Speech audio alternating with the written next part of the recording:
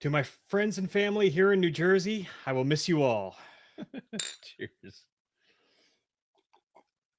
Even the ones who throw drinks in my face. But we'll get to that. So, hello, everyone, and welcome back to All Things Star Wars, the greatest Star Wars podcast in the galaxy. I'm Mr. Jason Roscom. With me here each and every single week, the Darth Vader to my Palpatine, Dave Martin. Hello, Dave. Hello, Jason. How are you? I'm upset that you're leaving us tomorrow, and then this is our last studio episode for a while. But Yep. this too shall pass, Mhm. and As the last one did. we'll be ready to go. Yep. How's Darth doing there? He's getting center. He's good. He's front and center. Darth's looking powerful. Yes. I'm not gonna lie. Like he's looking pretty good. Yeah. So we're gonna try, because this is the AMA episode specifically. Yes. Before you get the chance to ask me. No, that's fine. I figure we'll keep the Instagram stream up, not focused on my face for the whole time, because that's just weird. And Jason doesn't like to be focused on. No. And he's in that hideous tank top, motherfucker. So we're gonna keep it over here. I'm sure nobody's gonna be disappointed that they're not looking at us, but there's lots of cool Star Wars shit to look at there in the background. And I will do my best to pay attention to the Instagram. Jason's going to be watching the YouTube, and we're going to 3PO. And then any. Oh, they're starting already in the chat. So. Oh, are they really? Oh yeah, perfect. Carrots and potatoes are flying. Nice. So, yeah. So it's good start. Good start for the AMA episode. Yes. Now, don't be offended if we're not paying attention directly to what's going on in the chat, because we're answering your questions that you have posted. Yes, because the majority of these questions came from our private Facebook group. If you're not a part of and you want to be part of it, we're a bunch of degenerates in there, but we have a good time, and we are on Facebook as the All Things Star Wars private Facebook group. Okay, but before we get into that, we've got a bunch of other stuff we got to get to. So first, I got a couple of shout outs. First and foremost, to Mark Somerville. So Mark has been part of our private Facebook group for a while now. He bought one of our t-shirts. Woo! In fact, he bought the tank top, which is awesome. Right. And he posted a picture of it on social media. The best part about this whole thing, I don't know if you saw it. Oh, yeah. The best part of this whole picture that he posted was, you see some Star Wars memorabilia. He's standing there in a shirt. You see a box of comic books on the floor, and then leaning over that box of comics books is a fucking shotgun. Just leaning just in casually, the just casually. There it is. Big shotgun. This is where I keep this. It's right here. I fucking love that. That was hilarious. Nice 12 gauge, probably a Remington 870, just leaning in the corner. Fucking perfect. I'm looking at this. I'm like, will this guy be my new best friend? This is great. Where's he from, by the way? That is a good question. Mark, where are you from? Let us know on the private Facebook group, or if you're in the chat or on Instagram Live. Yeah, there's lots of people. I wish I could wave to everybody in the Instagram. Yeah. But I cannot. So I apologize. Yeah, well. What can you do? The limitations of technology. Yeah, right. So anyway, we've also got a second shout out. Dave, you want to take this one? So my daughter, who is the best, she has been pimping out the. Well, all right. Well, first let's talk about this. My wife and my daughter both do more advertising for the podcast than I do. Like my wife, when we were at the show for Seeing a New Hope out for the concert, like we were giving out business cards. That's one thing I didn't talk about. Like when we talked about my little review of the show. Yeah. So we have business cards. My wife's handing out business cards to everybody, and we had left. Like I went into the men's room and I like strategically placed them like on top of the urinal. So like when you're taking a leak, you're just kind of staring down. Yeah. You'd see a couple of. Probably not going to want to touch it, but. Well, whatever. You take a picture of it with your phone if you're really interested. We have piles. Oh, okay. I was gonna show the people what they look like. Yeah, just like this. Yes. Probably not. And then it was inverted. Yeah. Anyway. So there was. I'm leaving those in the bathroom. They did disappear though. People did take them because when I went back into the bathroom, like especially ones on the urinals were gone, and I put them over by the sinks too, like where you would pull paper towels from. So I probably dropped at least 8 business cards that got out into the ether there in the Philadelphia area for everybody who's watching the thing. So anyway, but my wife was out there like actually like grabbing random people and saying, "Hey, do you listen to podcasts? Here, listen to this podcast." That's awesome. So great. Yeah, my wife is awesome for that. And then my daughter does the same thing. So she worked at ShopRite, one of the local ShopRites, which is a grocery store up here in the Northeast. For those of you who aren't familiar, otherwise known as a Publix or Kroger's or whatever it is in your neck of the woods. We call them Vons and Lucky's and things like that out in California. Those are not real places. What? Yeah, whatever. And Ralph's, Albertsons. The only Ralph's I've ever heard of is the one in Hollywood. People tell California. Yeah, Hollywood's in California. I don't know if you know that, but it's still not a real place. Okay, I mean, technically, it's not a real place. Fair enough. Anyway, so she's at the ShopRite, and when she would see people like wearing Star Wars shirts or something like that, she'd tell them, "Hey, you know, my dad has a podcast," but she'd be real super vague about it, like. She wouldn't have like details like, oh, the name of it or anything else, or you know. But apparently, one of these people, she had said, "Hey, you know, my dad has a Star Wars podcast," and the guy was like, "Oh, really?" And so, you know, he said he would listen, and apparently, this guy actually listened to the podcast. And when he came through my daughter's line again, said, "Hey, I listened to your dad's podcast. And I liked it." So she forgot this guy's name, wrote it down, whatever. She doesn't have it. So whoever you are, stranger, who my daughter Caitlin, you've been through her line at ShopRite, identify yourself somehow via social media, either on Facebook, or you always email us if you're not on social media, which I can't imagine you're not, but especially if you follow Star Wars at all. Yeah. You can follow us on Instagram, like multiple people are right now. You know, at All Things Star Wars Pod. You can email us at allthingstarwarspod@gmail.com if you're more comfortable with that. Or you can find us on Facebook, All Things Star Wars Pod, and all sorts of ways to be able to get a hold of us. But let us know who you are so we can give you a shout out personally. Yes, absolutely. And thanks again, Kate, for pimping the podcast for me. All right, I'm going to skip this next bullet for now, and we're going to go right into a bit of news that happened this week. So, as we talked about last episode 9 started filming this week on August 1st. And it's, what the hell is today's date now? It's been a week now. And fucking the 6th. Yeah. Day 1, JJ posted a picture from the set on Instagram. Right. It was one sort of fuzzy pic. You could see Finn and Chewbacca in the cockpit of the Millennium Falcon. And somebody else is probably Rey. I think it's Rey. Yeah. And that's... I mean, so the interesting point that I pulled from the whole thing, like, not whatever, like, it's the camera, it's the whatever. Mm-hmm. So on the side of the camera, it said it showed a 7 and then it showed a 9. Like, so it showed like basically the placard for the camera for what they were filming. It had like episode 7 symbology and then episode 9 symbology. Which I found interesting. I'm not sure if that's just because that's the rigs, because JJ has been part of both of those movies and that's how we chose to do it, whatever. But I found that to be probably the most provocative thing in that picture to me.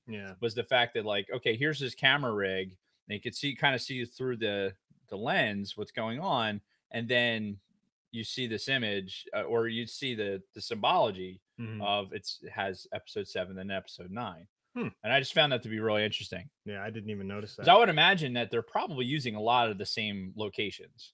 I mean, some stuff they might jump around, but they're probably using I want to say Longwood Studios, but that's probably not right. Elmwood Studios. I should know these things. I'm not that guy. Most of the filming for all of these movies take place in those studios in London, right? Which whatever the fuck it's called. Some tree studio. I don't know. People out there probably know it. Dipshit Studios. I don't know. Fucking whatever. But yeah, it's the only thing we've seen so far. I haven't seen anything else come over social media since that first day. Is this shaky enough for everybody on Instagram? Yeah. Can I make it more shaky? I think I'm going to throw up just looking at that. I couldn't imagine watching it on a phone on Instagram Live. So yeah, it's worth bringing up just because, you know, they're filming it now, and we know they're filming it. It's on its way. Yep. So I pulled up 2 days in Star Wars today, not just one, but 2, because I found both of them to be very fascinating. So I'm gonna pull up my handy Star Wars app on my brand new iPhone. Really? More on that later. So here's the first one. So for today, August 6th, in 2001, StarWars.com, the website, announces the full title of Episode 2, Attack of the Clones. Do you remember anything about this time when they announced this title? Because I recall it's sounding very cheesy when it first came out. Like I know we're all used to it now, and that's just what episode 2 is called. But we were a couple years removed now from Phantom Menace, the absolute worst Star Wars movie ever made, and a lot of people were, Debatable. yeah. Well, if you want to talk about animated Clone Wars, but anyway, I know when they announced this, people were still fuming about Phantom Menace, and then they're just like, "Oh fuck, he's doing it again. He's gonna make a bullshit thing. This title is fucking stupid." Because at this point in 2001, the internet had gotten a lot bigger, and there was one particular movie website that I would go to a lot, where the forums were always blowing up with all kinds of people getting pissed off about shit.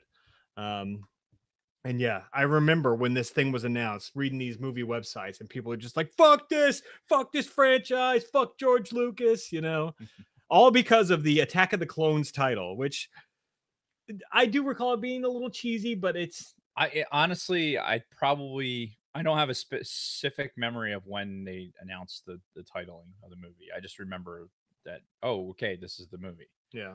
I don't know if it was because I saw it in a trailer or something like that, because I wasn't as on top of it then in those years, because I had younglings, Yeah, at that's that true. point, and yeah, this was actually the last year before I had started having kids. Yeah, so I had a lot of other stuff going on. Yeah. And this was actually when I was still working at CompuCom when this was going on. Yeah. Actually, you know what was going on in August of 2001? Now that I think about it, we were no, I'm thinking I got it wrong. Never mind. Okay. August of 2001, I was in debt already. Never mind. Okay. I was thinking of something else. I was thinking of 99. But anyway. Okay. Cool story, bro. Yeah. But I do remember specifically also the very first teaser trailer that came out for episode 2, they hadn't named it at this point. I think that first teaser came out in like May of 2001, and they were just referring to it as episode 2. I don't know if you remember that. But I don't. So yeah, fun facts. We'll have to get into some more deeper details about episode 2 specifically at some point down the line. I think honestly we have to do like we have to go movie review style. Yeah, for a lot of this, because we have not done that on this. Yeah, for none of the prequels. Podcast. Yeah, none of the prequels, and we're still missing one of the original trilogy. But anyway, another date that I pulled up was August 9th, and that was in 2000, and that was Star Wars Union trade paperback, which depicts the marriage of Luke Skywalker and Mara Jade, is published. Ooh. I never read that. So I didn't either. Yeah, I was pretty deep into Star Wars Expanded Universe at that point. I read all the novels, but I had never read the union between Luke and Mara Jade. So I remember reading books at one point. Mara kind of poked her head in here and there. Well, I remember reading the whole lead up into it, like how they met and like their combativeness and everything. Well, yeah, she tried to kill him initially. Yeah, so all that back and forth before, but then I think I went from that into they were already married. So I missed that whole. Well, yeah, and that's basically what happened. Do you have that? Is that part of the sacred text? No, but well, it's comics. They're comics. Oh, it's comics. Yeah, so it's probably on Marvel Unlimited. But still not going to read it. Yeah, no, but I was in the same boat, because it was all the way up to the Corellian trilogy. They were just kind of like acquaintances. First, she tried to kill him in the Thrawn trilogy, and then she sort of started softening up to him. She'd show up at his academy every once in a while to get a little bit of training, and then she'd go off and do her thing. And then all of a sudden, at the beginning of the Vong War, they were married. So it's like, what the fuck just happened? Right. So, and I never read that trade paperback. So, and I completely forgot that it even existed. So I may go back into Marvel Unlimited and read that at some point. You getting ready to take an airplane flight, and you don't have anything else to read. So. Good point. There you go. All right, I like it. So that's our day in Star Wars. Are we ready to get into our weeks? I'll tell you what, before we get too far off of that, and along that same mindset of like things to read, you should really read the New Dawn, a New Dawn book. Oh yeah, as part of what we're doing with the Rebels thing and all that. I think it probably, if you have time to read, then that might be the thing to read. New Dawn. Okay. Yeah. Yeah, I can do that because right now I'm still kind of halfway between the second Darth Bane book. Right. But I mean, I can shift it up since we're doing Rebels right now anyway. Yeah. It would. I mean, if you have time to read, then like, we'll get into it later. What your situation's going to be here in a few weeks. But yeah, since we're in this Rebels mode, mm-hmm. and before we switch back to Clone Wars, I think there's some viability there. Okay. Yeah. No, So that's a good point. I would offer you the book, but I actually went into my Deadly Cross base, and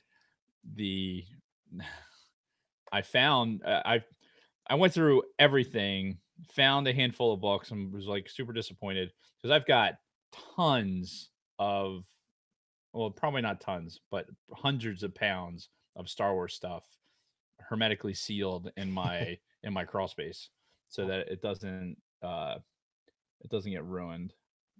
We're looking right there. There it is. New Dawn. All right, so I got it. So sweet. And I was looking for that book because I have Jason was just recently stopped by the house, and I don't know if you saw the book on the bookshelf, like had the books that I did take a peek. Yeah. So I have the new canon stuff that's out is out on the bookshelf. I gave away. We talked about it before on the podcast. I gave away the sacred texts. Yes. Like more books than that. Yes. I gave away. And in hardcover, yeah, especially all the Air Dead Jedi stuff. Sad face. So anyway, it was a rough time in my life. But hopefully there's Star Wars fans out there. When is there not a rough time in your life? Jesus Christ! I've known him for 10 years. He's always been going through a rough time. There's always something going on. So anyway, the point of that whole thing was, if you have a chance to read, we definitely need to get back into the Bane stuff because I'd like to finish out that trilogy as well. But while we're in the Rebels mode, a New Dawn might be a good read for you. Okay, cool. Anyway, yeah, I will. This has been recommended books by Dave. Yes. So getting into our week, that for those of you who are just on Instagram right now, this is how we do these episodes. We talk about our weeks, and then we eventually get into the main topic. So we will get to the AMA portion.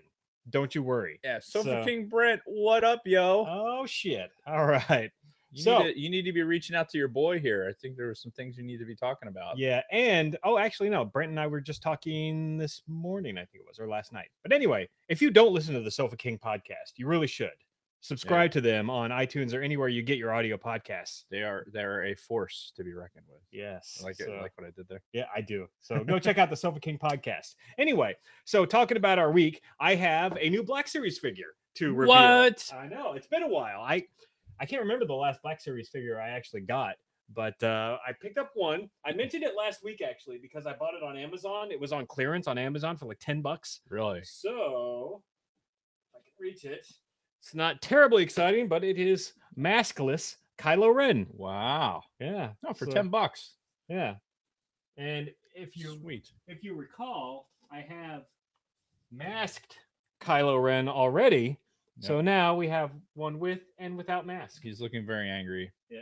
Oh, hold on. And before we put him away, look at this fucking picture right there. That's weirdly drawn. It is. He looks very androgynous. He looks like a chick. It looks like Marilyn Manson in that. Yeah, that picture. But the facial expression here is very realistic, especially like nose to face ratio. I mean, if we're being honest, the fucking Black Series is the fucking tits, man. Yeah, they do such a good job with these. Jason actually got to fondle, since I'm the only one who has opened Black Series figures. Yes, because of the fucking 20 Black Series figures I have, or so here, they're all still in package. But that's the one. That's the one you got to fondle. Yes, I got to touch because Dave has one out of the package, and it was the first one I got to touch. Yeah. And they're fucking cool as shit. Yeah, they are. So, as I've kind of hinted at already, and we've talked about this last week too, I went up for promotion at work, and as far as I know, everything went well. I went up in front of a promotion board. Yeah, like we got to talk about how fucking superstitious this guy is. Holy shit! Him and his wife. Spent the whole day with him and his wife yesterday at their house. My God, every other thing was like a knock on wood kind of situation. And they both did it. They both had to make sure that they fucking found, somewhere where they could knock on wood. I'm like, oh my God. Is this the best camera angle? It is not. No. So I'm going to respond to Brent right now. Oh. Yeah, tell him to go to YouTube Live. If you're watching us on Instagram right now, go to YouTube Live. That's where you actually get to see the real picture. So, yeah.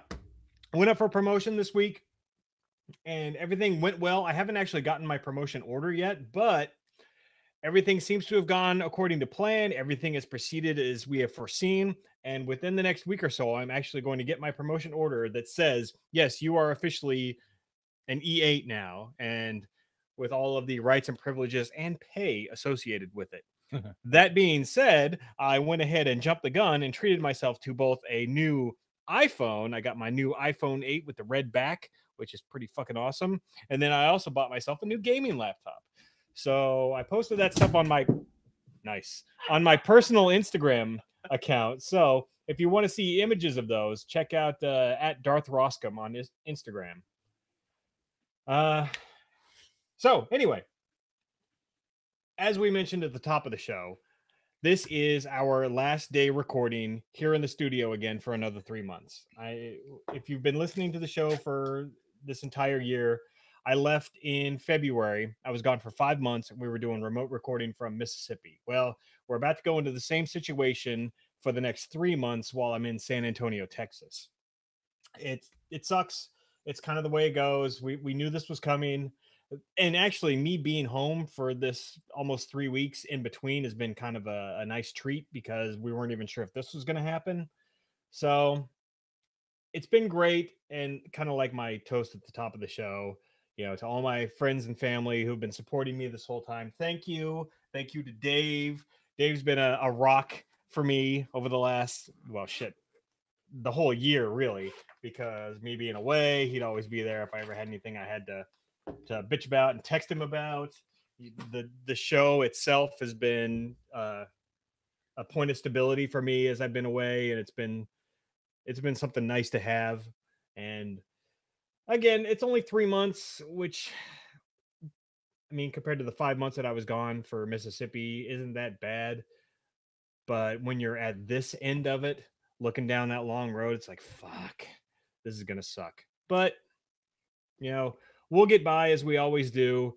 Unfortunately, the next 3 months worth, 12 episodes are all going to be remote recording, which means we're going to be restricted to the 1.5 hour time limit. You may get some roboting with one of our voices, depending on our internet connections. We'll get through though, as we did the last 5 months. Yeah, I don't imagine it's going to be any worse than it was. No. When we were. Fuck. If anything, it'll be better. Problem? I'm trying to validate something here and it's not working, unfortunately. But continue. Is this something that has to be done in the middle of the podcast? Well, I want to make sure that I put the right link up on the thing. All right. So anyway, yeah. That being said, it's the Force Choke podcast. Says we dropped the phone on Instagram so many times. Yeah, it's bound to happen again here real soon as I go to look for something else. The Force Choke podcast. All right, I like it. We'll have to check these guys out and see what they're all about. So anyway, that's that. The show's still going to go on as it always does. We haven't missed a week yet, which I'm really surprised about. And that's one of the things when we get to the AMA portion of the episode, I was going to mention. Dave is like super distracted right now. So that's what you're talking. Keep talking. That's what you're supposed to be doing. Well, see, I need some interaction for my next bullet point because this directly involves you and an incident that happened yesterday. I don't know what you're talking about. All right, so I'll lay the groundwork while he's fucking around with his phone. So, you ever what? Hang on, this is what I messed up, and this is important. It's youtube.com/c/all things Star Wars, not all things Star Wars pod. Oh, in my brain, after I said those words, I'm like, I don't think that's right, and that's what I've been ops checking. Fuck. Here. Okay. So yeah, because I think we've both been saying that. Yes. So it is youtube.com/c/all things Star Wars. Or you can just search all things Star Wars on YouTube. You can, but I wanted to put the direct link on there. In fact, I think there's a way that I can put this on here so that like pins. Boom. All right. Just like that. All right. Professionals. You'd think we would have done that ahead of time, so we'd be prepared and whatnot. But this is probably we've done the Instagram live thing a handful of times, but never for like a whole show. So, all right. So anyway, my last point. So you know how you watch soap operas or you watch the TV and you watch movies and people constantly get drinks thrown in their face. Well, that doesn't really happen in real life most of the time. However, yesterday I actually had a drink thrown in my face for the first time in my life, for real. And Dave, you were there and you witnessed the whole thing. And I also had true, but I took the initial shot. Yes, you did. So Dave and I are okay. We'll back up a step. Dave and his lovely wife Kathy hosted a nice little get together for them, us, me, my wife, my kids, and we all hung out at Dave's house. He has a pool. We got to swim in his pool. All kinds of good times, right? Right. So after the pool and the food and everything, which was really good, by the way, we're just sitting around talking, the adults, and we're just conversing, and the girls are talking about their jealousy and how envious they are of the fact that Dave and I have seen the world multiple times based on our jobs. You're not helping. This setup is not helping at all. And we were just simply talking about food. The girls were talking about, oh yeah, some good Italian food and some good Thai food they've had here in Cherry Hill, New Jersey, which, that's all fine and good. But Dave and I have had Italian food in Italy. We've had Greek food in Greece. We've had Thai food in Thailand. And it's important to note that this is exactly how he was saying it in the conversation. This was only in response to their jealousy, their envy. So what happened? What happened really was that apparently my wife, Jason and his wife, they live right down the street from Iron Hill Brewery, which is a really nice little spot. The food's good. And beer's great. And the fact is, Jason and I, when we came together for the idea, like the initial sit down for this podcast, taking notes and everything else for how the podcast was going to go, that's where we met up. Yeah. That's the first time I've been to the Iron Hill over here. And I had been to the one in Maple Shade before. So I had been to Iron Hill. My wife had not. And she's hearing all this good stuff from Jason's wife about Iron Hill. And that that's what started the conversation about eating places that others haven't. Like, I believe your wife mentioned a Greek place. And then her comment was that you said, well, how could it possibly be good when I've actually been to Greece and eaten Greek food? Yeah. And then, so that started the build up. And then it went into the Italian, like, oh, what are you talking about? I've eaten a street side cafe in Venice. What's possibly around here is going to be as good as that, And so I may have taken it a little far. Not gonna lie, it was he took it too far. Yeah. And because it happens in my house too, and we were really fortunate to be in a unit that went places that normal military units don't go. Right. We are a very, very non-traditional unit.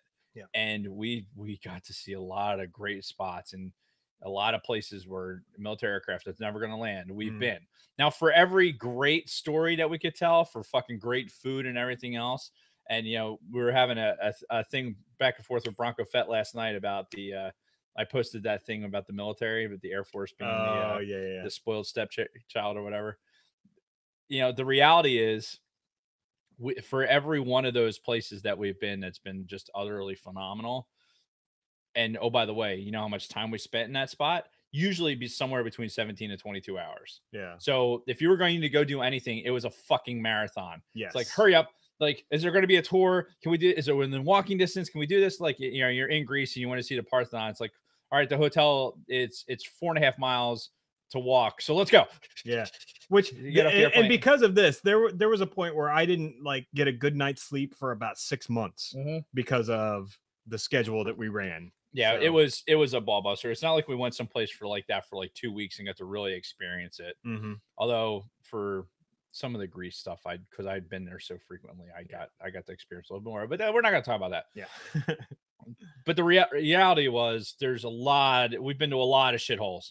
Yes. So, yeah. So for every nice place, there's been an awful place that we've been to. So of course, if we've been, and then places that we have been and we enjoyed, we're going to talk about it. Yeah. And when Jason and I are talking about it amongst ourselves, like other military people do, it's it's our experience. Like, oh yeah, we were there together, and something like that. As I was saying, oh yeah, we were there together on this particular trip. My wife had enough. And I'll set the stage even more. Like, you and I were looking at each other as we were talking. One of us was saying something. I start to look back towards your wife just as fucking water is coming right at my fucking face. She took a full bottle of water, took the cap off, and basically just squirted it right in Jason's face. I saw the water hitting, like splashing off of Jason. I was like, what? That's in my brain. I'm like, that's a singular occurrence. Like, why the fuck is this happening? Yeah. And then as I turn my head, I'm getting the rest of it. Yeah. So she had enough of us talking about all that. Effectively ended that portion of the conversation. Yeah. And there's a picture of Jason's like post soaking reaction. Yeah, because my wife had her camera on the ready, and she was like, "Oh, I'm taking pictures of this."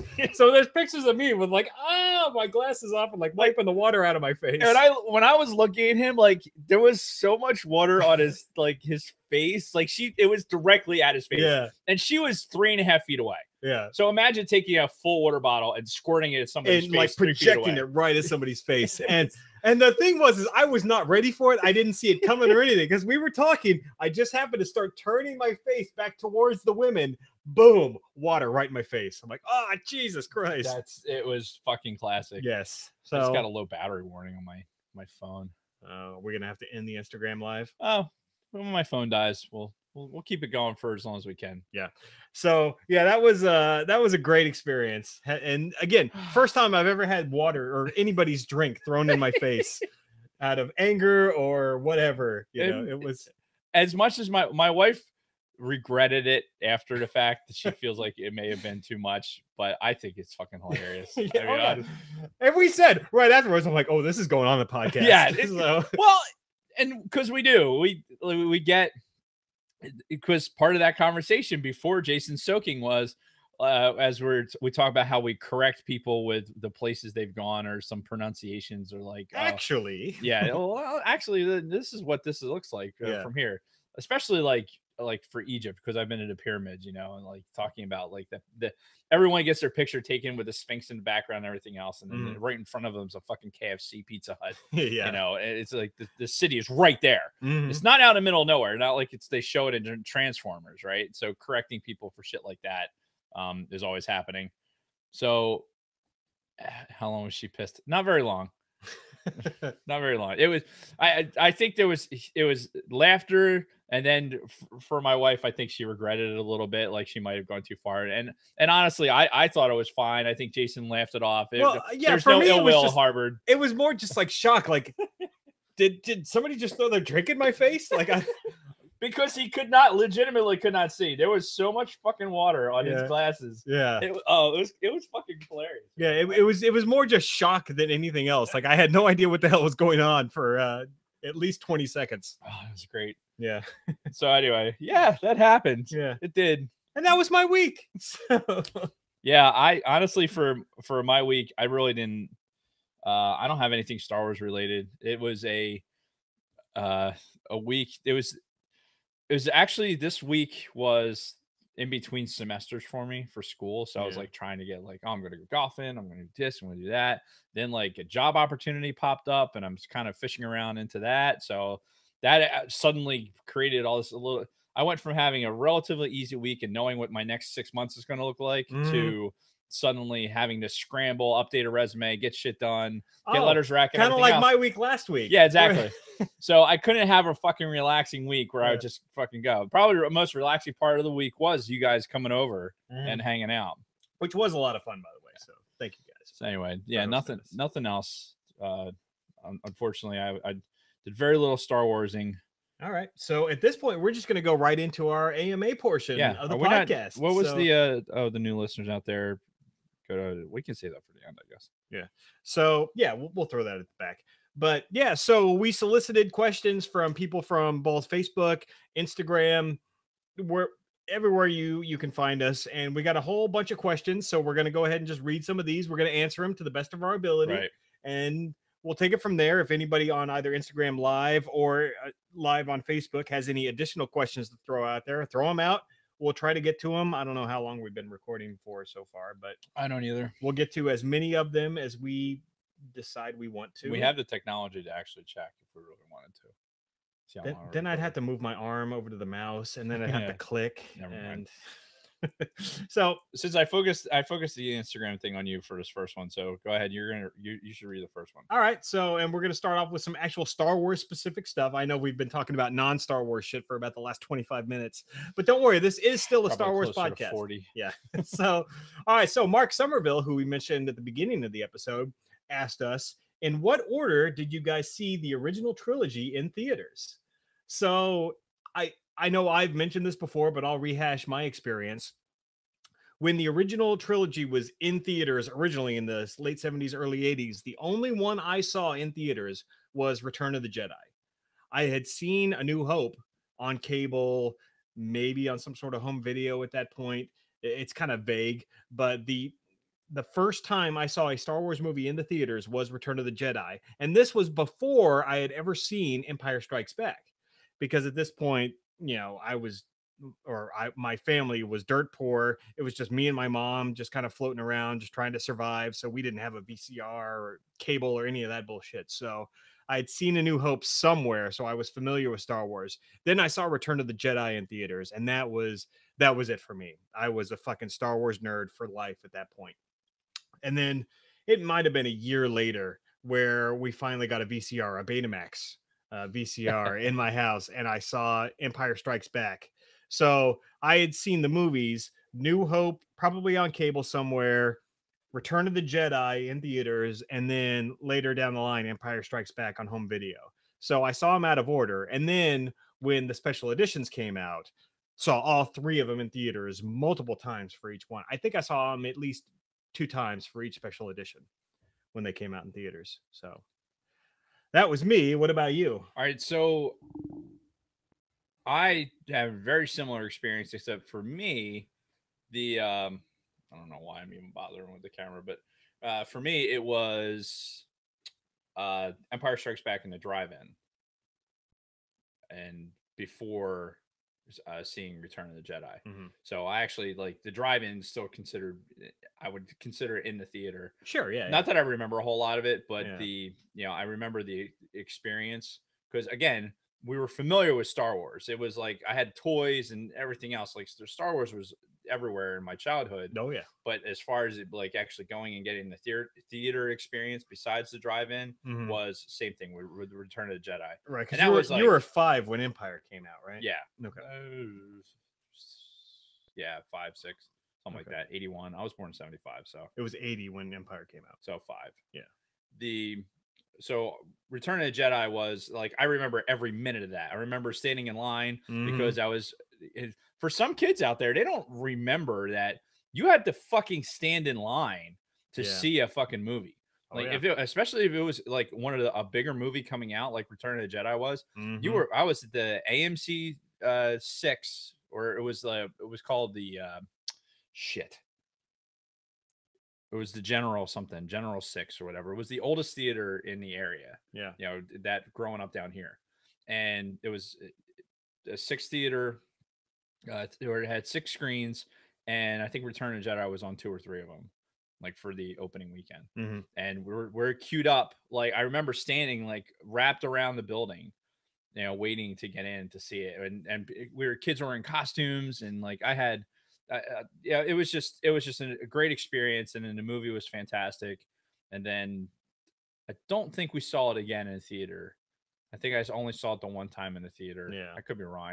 It's tough. Those penguins are fucking long gone. Yeah. And then same thing with you. I was in Mississippi when the special editions came out. Yep. So I saw the special editions in '97 in that order. Like I saw New Hope, I saw Empire. I saw Jedi. I was in Mississippi for all of that, and I had nothing better to do than fucking sometimes walk from Keesler Air Force Base to the theater, and walk the whole fucking way. Oh yeah, there'd be like 2 or 3 of us. We'd walk that whole way. No. Yeah, in fucking July. That's a long fucking way. It That's was a like long way. 6 or 7 miles. We had nothing else to do.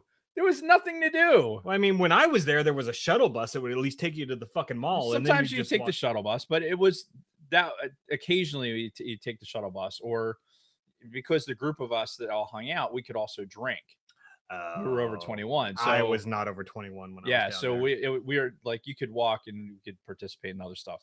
So anyway, yeah, that's the answer. So realistically, Empire in the drive-in, and then Return of the Jedi, my first real movie like in the theater experience. Nice. All right, very good. Thank you for the question, Mark. So Wally Frogmore was asking us, what was the first Star Wars video game you ever played? That's a good question. I have a very specific memory as to which one it was for me. I don't know about you, but for me, it was the Empire Strikes Back game on the Atari 2600. My best friend growing up, he had an Atari 2600, which was the first video game console I ever played, and he had the Empire Strikes Back game on it. And it was very, very basic. You were a fucking speeder, and you were taking down AT-ATs. Top drawer, or no, middle. Is that where the Atari games are? Yeah. Is Empire in there? I'm looking. You got Pac-Man twice. Silver label. It should be in there. Keep going. Anyway. There it is. Look at that. Fucking right there, bitches. Oh, upside down. Yeah, The Empire Strikes Back on the Atari 2600. That was the very first Star Wars video game I ever played. He has a 2600 sitting up there too. Yeah, that is not the original one that I played when I was a kid, because that one belonged to my best friend growing up, who is no longer with us. And yeah, he and I played the shit out of that game. And it's so simple. All you are is you're the speeder on Hoth, and you're attacking fucking AT-ATs, and that's it. That's it was never fixed to begin with. Just shove it in there. Just treat it like your woman. Just shove it in. It's fine. It's fine. Just fuck it. Just let it go. Fuck it. All right. So what about you? Do you have any memories of the first Star Wars video game you ever played? You know, you bring up the 2600. I actually my cousin Rick, they had a Atari 2600. Mm-hmm. I had a Commodore, VIC 20. And we briefly updated to Commodore 64. Mm-hmm. I didn't have any Star Wars stuff for it. But because my cousin had an Atari 2600, there's a really good chance that I may have played that game, but I don't necessarily recall it. Okay. So I can't really count that. The one that I'll hang my hat on as the one I played religiously was TIE Fighter. It was Star Wars TIE Fighter, the best Star Wars game ever made, by the by. And I played the ever loving shit out of it. This was in 95, I think it came out. I had it on the PC, and there's my son was born in 96, and there's pictures of like me with my infant son in my lap, and I'm sitting there. I played through the entire character sequence for the TIE Fighter game. Nice. I'd maximized my rank. I did everything you could possibly do. I loved that game, and I'd love to see that remade to today's graphics. Could you fucking imagine if you've played TIE Fighter, if you've played the Star Wars TIE Fighter, you know that game was it was methodical, and it's like, okay, here's your training sequence, go fly a training mission. And by the way, in Rebels Season 3, Episode 3, when I was talking about like all the TIE Fighter stuff, like it's almost like it gives you a glimpse of that. Like I get that TIE Fighter feeling. Like it's nice. it's kind of a sickness, and that's what developed my. I think I already had an affinity for the TIE Fighters and starships in general, but when I was playing that game as much as I was, that's it. The TIE fighters were just the absolute. They were the tits. Nice. Now, didn't the X-wing games actually come out first? I think so, but I didn't have But them. yeah, the TIE Fighter games came later, and that was your thing. Yep. So, all right, nice. So we're gonna switch gears a little bit here because we do have at least one question in the YouTube live chat. So I'm gonna go ahead and switch to this. So the Thunder Sword on YouTube Live right now just asked us, what is your opinion on Leia actually being in Episode 9? Now we talked about this on our YouTube video a couple weeks ago, but we really grazed over it last week in the audio podcast. So let's touch on this a little bit since he asked. For me, I think it's good.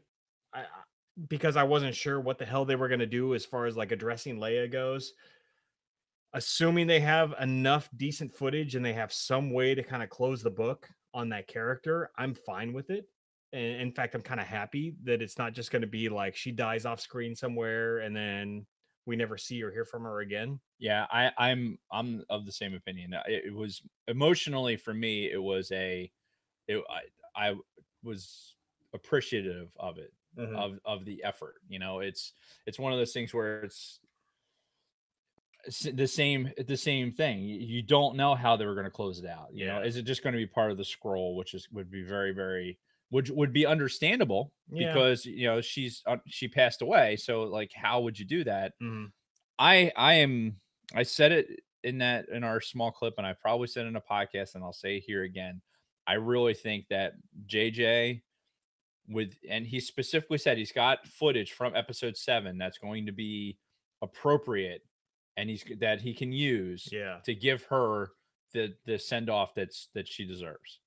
And which is interesting to go out that far out on a limb, because he didn't have to say that. He didn't have to say, like, while people are, it wasn't the primary part of the conversation of what's going on with episode 9. JJ made it a point to say, listen, Carrie Fisher was a beloved part of our lives, and we want to make sure that this is done right. Yes. You know, and her daughter's in the movie as well, and like it's cleared with the family and everything else. Like, I think if nothing else, you know, for episode 9, as we start leaning into it, and as we start having more conversations and start seeing things, that's going to be a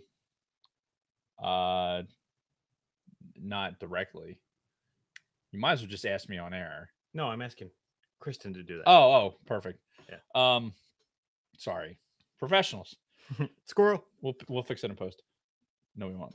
But yeah, I think it's great. It gives me something to really look forward to in episode 9. And I think it's going to happen early. I think they're not going to dwell on it. I think whatever we see, it's going to happen early. And I think that it's going to be, it's going to be very emotional. Now, so that's a good follow-on question. Like, do you think they're going to actually kill her off in episode 9? I do. Okay. I do. So you don't think it's just going to be like we see a couple of scenes of Leia and then we just don't see her again? You think it's going to be some sort of way they're going to actually kill off the character? I think there's going to be some John Williams score leading up to this dramatic moment where then suddenly Leia no longer exists. Interesting. Yeah, no, that's what I think is going to happen. Right, because I wasn't sure at that point. Yeah. Yeah, I wasn't sure if they were just going to like kill off the character or if she'd have a couple of parting lines, some words of wisdom, and then just would ride off into the sunset and we'd never see or hear from her again. Shortness. We're fixing it live. We're doing it live.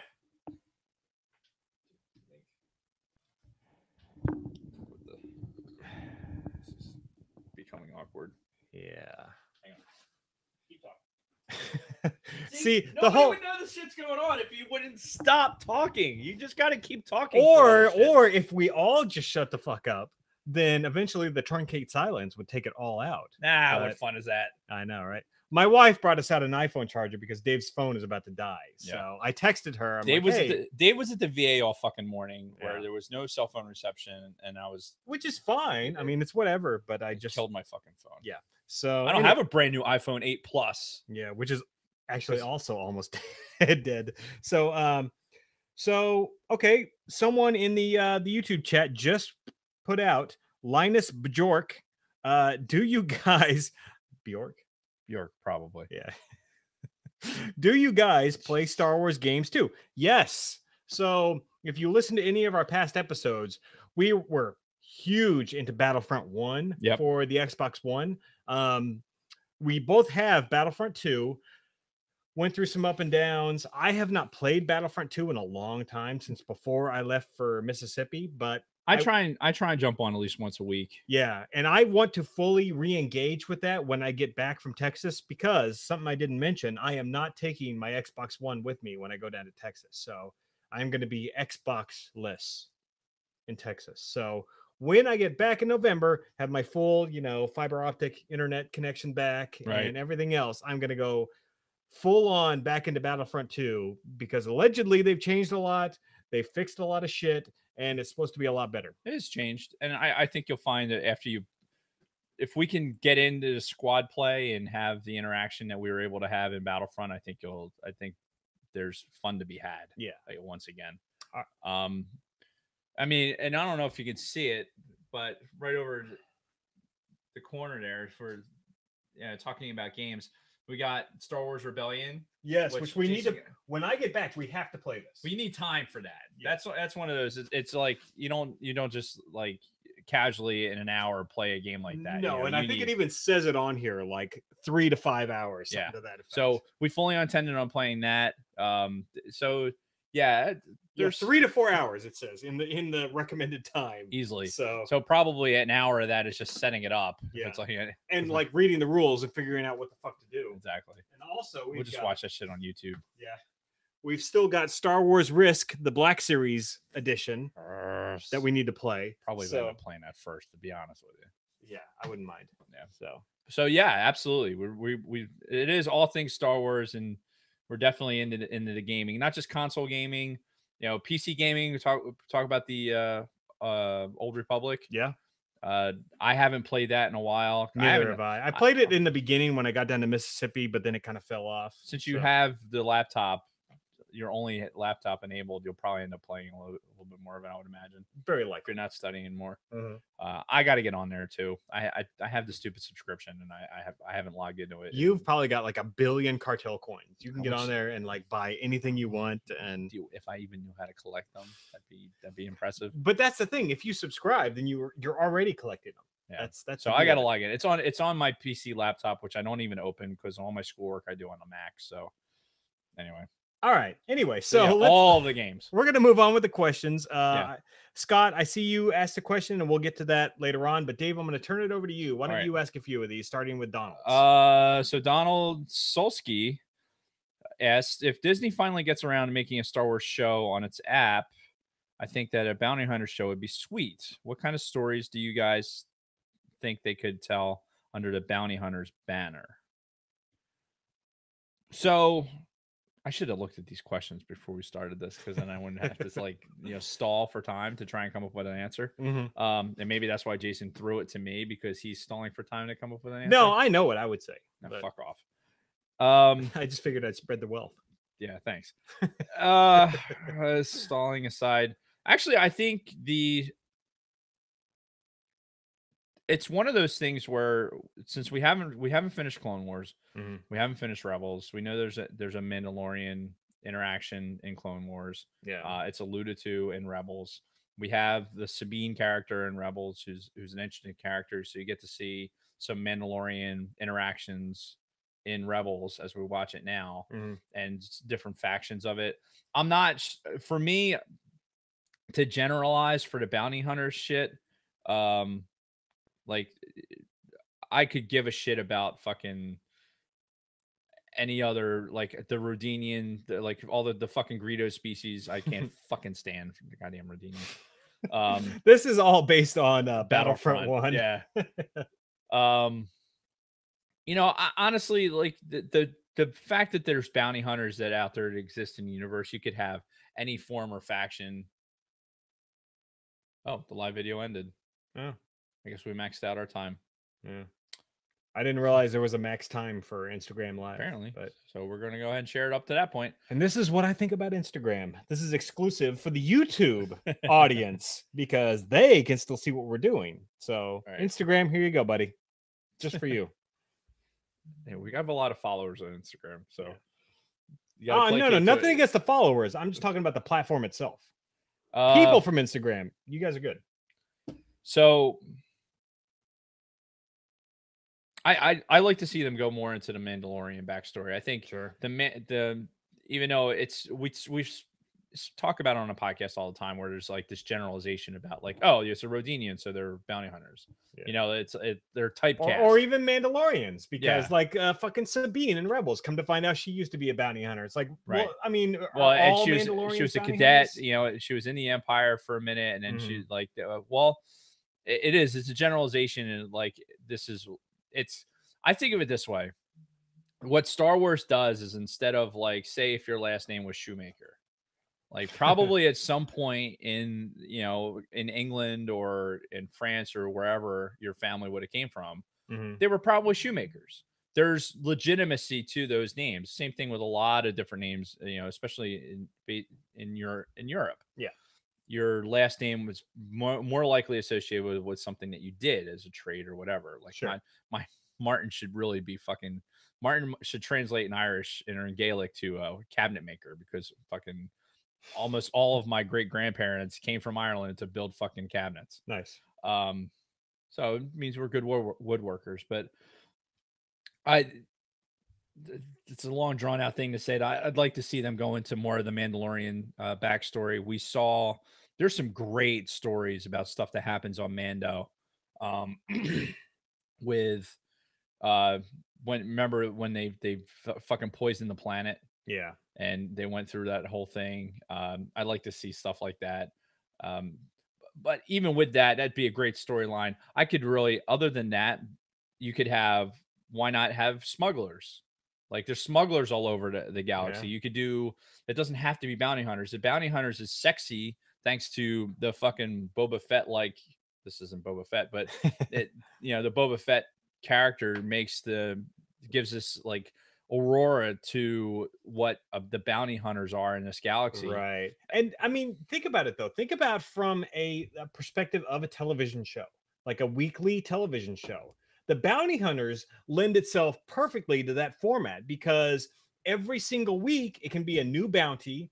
It can be like, oh, fucking, what task am I getting this week? Oh, I got to find this fucking asshole who's not paying his taxes to the Empire. And then the next week it's like, oh, I got to find this fucking force sensitive person that fucking Palpatine himself wants me to go hunt for. So the concept, and even smugglers too, it's like, okay, this person wants me to smuggle this thing into this place. They both lend themselves to a serialized weekly television show or streaming show, or however the fuck you want to deliver this. But it can be a new story every single week, and you can still have like an ongoing, like bigger narrative in the background. But yeah, like the concept of a bounty hunter as a TV show, that's fucking perfect. It practically writes itself. I mean, honestly, depending on your budget and everything else, you would have to have a pretty good budget to make a weekly Star Wars series show, period. Which I think they're going to be trying to do, honestly. Yeah. But with a bounty hunter show, it can be different every single week. It's like, who the fuck am I looking for this week? Oh, I'm looking for some asshole who's behind on his child support. And then next week, I'm looking for a fucking Jedi, What? You don't think they have that in the Star Wars universe? So, Dog the bounty hunter. Yeah. I mean, that would be fucking great. I want to see that drawn out as like a fan thing. Like what would Dog the Bounty Hunter look like in Star Wars? Oh, that would be great. With him, the wife, the whole fucking thing. Yeah. Like put him into some fucking with something that looks like a goddamn Chevy Tahoe and the whole group out flying around. That'd be fucking fantastic. Yeah. So that's my answer to that. I think that would be great. I think that perfectly lends itself to an ongoing series. So what are you doing now? I am telling the Instagram audience to go back. I'm putting the link back up so that they can go in there. All right. Well, while he's doing that, I'm going to go back to reading the questions, even though he was supposed to read a couple at this point. I'm trying to keep the fans engaged, Jason. I'm not listening. So Longtime listener, Big Lovin, asked us the question: what are some of your personal favorites or highlights since beginning the All Things Star Wars podcast? Great question, because I went back and I kind of thought about it. Like, personal highlights, there are so many moments. And even going back, like as the editor of the show, like when I have to go back and I have to actually edit the audio, I have to make cuts where I do. Some episodes I did more editing than others, but I'll go back and I'll re-listen to the podcasts. And there were some points, even though I was here in the studio recording the shit, I still would laugh out loud. Like, even just as an example, last week when Dave pulled a fucking knife on me, like, how many podcasts are you gonna listen to where one host pulls a fucking knife on the other host? I forgot about that. You know? So Could you hear the sound? I haven't listened to it. Oh yeah. You can hear the sound of the knife opening? Oh yeah. And then of course on the video you fucking see him pull out his goddamn knife. And you know, like just shit like that, just random shit that happens on this show.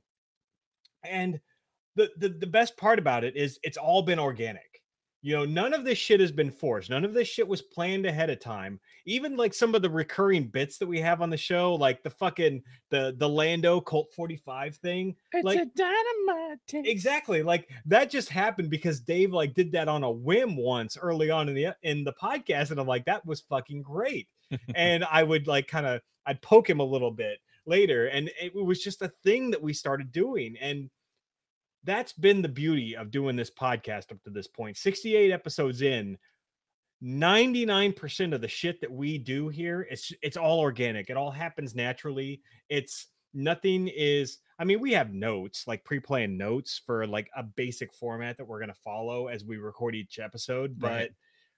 the like the interactions between the two of us, like the constant the constant bits that we keep going back to, the shit like the fucking carrots and potatoes and all of that shit. Thanks to my wife. Yeah, the tank top thing. It's all shit that's just kind of like happened naturally that we just keep hitting on over and over in subsequent weeks. And again, none of it's stuff that we sit down and we're like, okay, this week you're going to be really mad about my tank top and all this. No, fucking, it's just that just happens. Yeah, right. So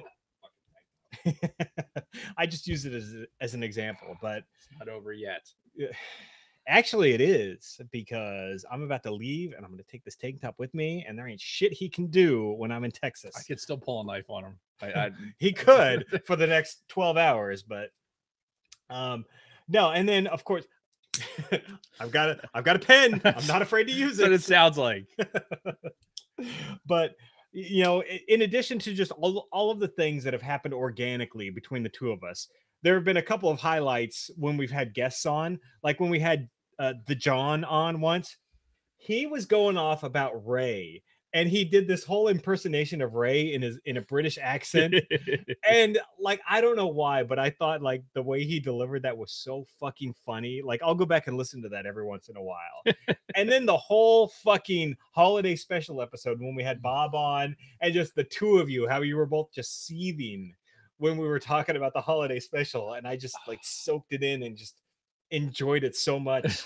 You know, those are some more of the personal highlights that I've had about the podcast. But I've talked enough about this question. Do you have anything? You know, it's funny because I don't get unfortunately, I don't get to listen to the podcast as much after we do it because I'm not commuting. Yeah. And so my opportunities to just listen to the podcast are limited. There's definitely been a few times where it's the podcast has gone so far off the rails, and it's just so funny. I honestly, my personal favorites and highlights have been recently the more interaction we were getting with you guys out there that are listening. Mm-hmm. I love the interaction on Facebook in the private group. You know, it's the usual suspects that are in there, but you can post anything in there and it'll turn into something, goofy and Star Wars related. Mm-hmm. And it's just, I think the podcast itself, like you alluded to it earlier, like the podcast while you were away was like one of those constants. It was able to reach back into something that's been normal. Mm-hmm. Because this is part of our normal our normal lives now. This is once a week we're doing the podcast. You know, that our families are trained for it. I know when we're doing the remotes, I'd lock down the doors, you know, so to keep the riffraff out from when we're doing the podcast. I mean, it's a part of the kind of the fabric of our lives. Yeah. And that's been pretty gratifying to know that there's a little bit of Star Wars all the time, and there's always new content. And the one downside to that is you tend to get hyper focused into just Star Wars stuff. Like I know from my personal time, we alluded to it the other night. Like I get my balls busted for not being in the Game of Thrones. You know, my wife wants me to get in the Game of Thrones. I'm like, I got to finish Clone Wars. We got to finish fucking Rebels. I got all this shit I got to watch, and I never really sit down and watch television. Mm-hmm. Now, if I am sitting down in front of the television, I'd rather play Battlefront, or I'd rather fucking Fortnite. I don't even want to talk about it. But that's the existence of the podcast has been the best part of it. The continuation and being such a integral part of what we're doing week to week. Yeah. That's my favorite part. So you want me to, I couldn't possibly isolate one individual thing. I mean, we've had so much goofy shit go on, you know, on the podcast. It's just, you go back and when I was commuting, I'd listen back to them like, oh my God, how the fuck did we get there? And it's fucking great. And I love it. And there's always, even during the remotes, there's always an opportunity to somehow, you know, it's just enjoyable. It's not, even after, you know, this is episode 68, this is not a chore. No, you know, this is like, if there's any chore to this, it's getting notes together so that we have some sort of guideline to follow. Otherwise it'd be a goddamn train wreck the entire time, which is probably might be inappropriate. I know who was it, Big Lovin had posted the pics of the train wreck. Was it you, Big Lovin? He's in the chat. There was he had posted pictures. There was like in Pittsburgh, the Pittsburgh train wreck. the Pittsburgh train rail. Thankfully nobody got hurt, but so anyway, we keep talking about off the rails. Meanwhile, there's an entire, like half of the city, this street is shut down because they're building a crane to remove fucking cars. Yeah, and that shit came from Jersey too, by the way. Like, of course, giant containers full of Listerine. All right. So anyway, let's move on to the next question. All right, I'll have a whole bunch more to I'll read the next one. So blah, blah, blah, blah, blah. David Schmuck. How much do you do? How much did you pay for the prostitution with the Sarlacc pit tattoo off of the Silk Road, and how long before the rash went away? I have no idea what this is in reference to, but I figured I'd throw it in there anyway. How much did you pay for the prostitution with the Sarlacc pit? I think this has something to do with something we were talking about last week. Well, I think there's a Robot Chicken reference here. With you know, fucking the hole in it, like it was giant pussy in the desert. I think it wasn't the fuck. It's got to be that. It's got to be a reference to Robot Chicken. We will get back to you on that one, David. So I personally, I don't pay for prostitution. I think the Sarlacc pit had it coming to it. So it was asking for it. It was asking for it. Oh, you know, you fucking dress that way. You're asking for it. And whoo! And the rash hasn't gone away. I think it's permanent. I think it's about 1,000 years. Probably will hang around. So. Yeah. So all right, moving on to Tony's question. You picked the questions out, so I don't know why. Well, I just picked like a majority of the questions that were asked. So yeah, Tony Ferrari asked, which of you like being pegged by Twi'leks more?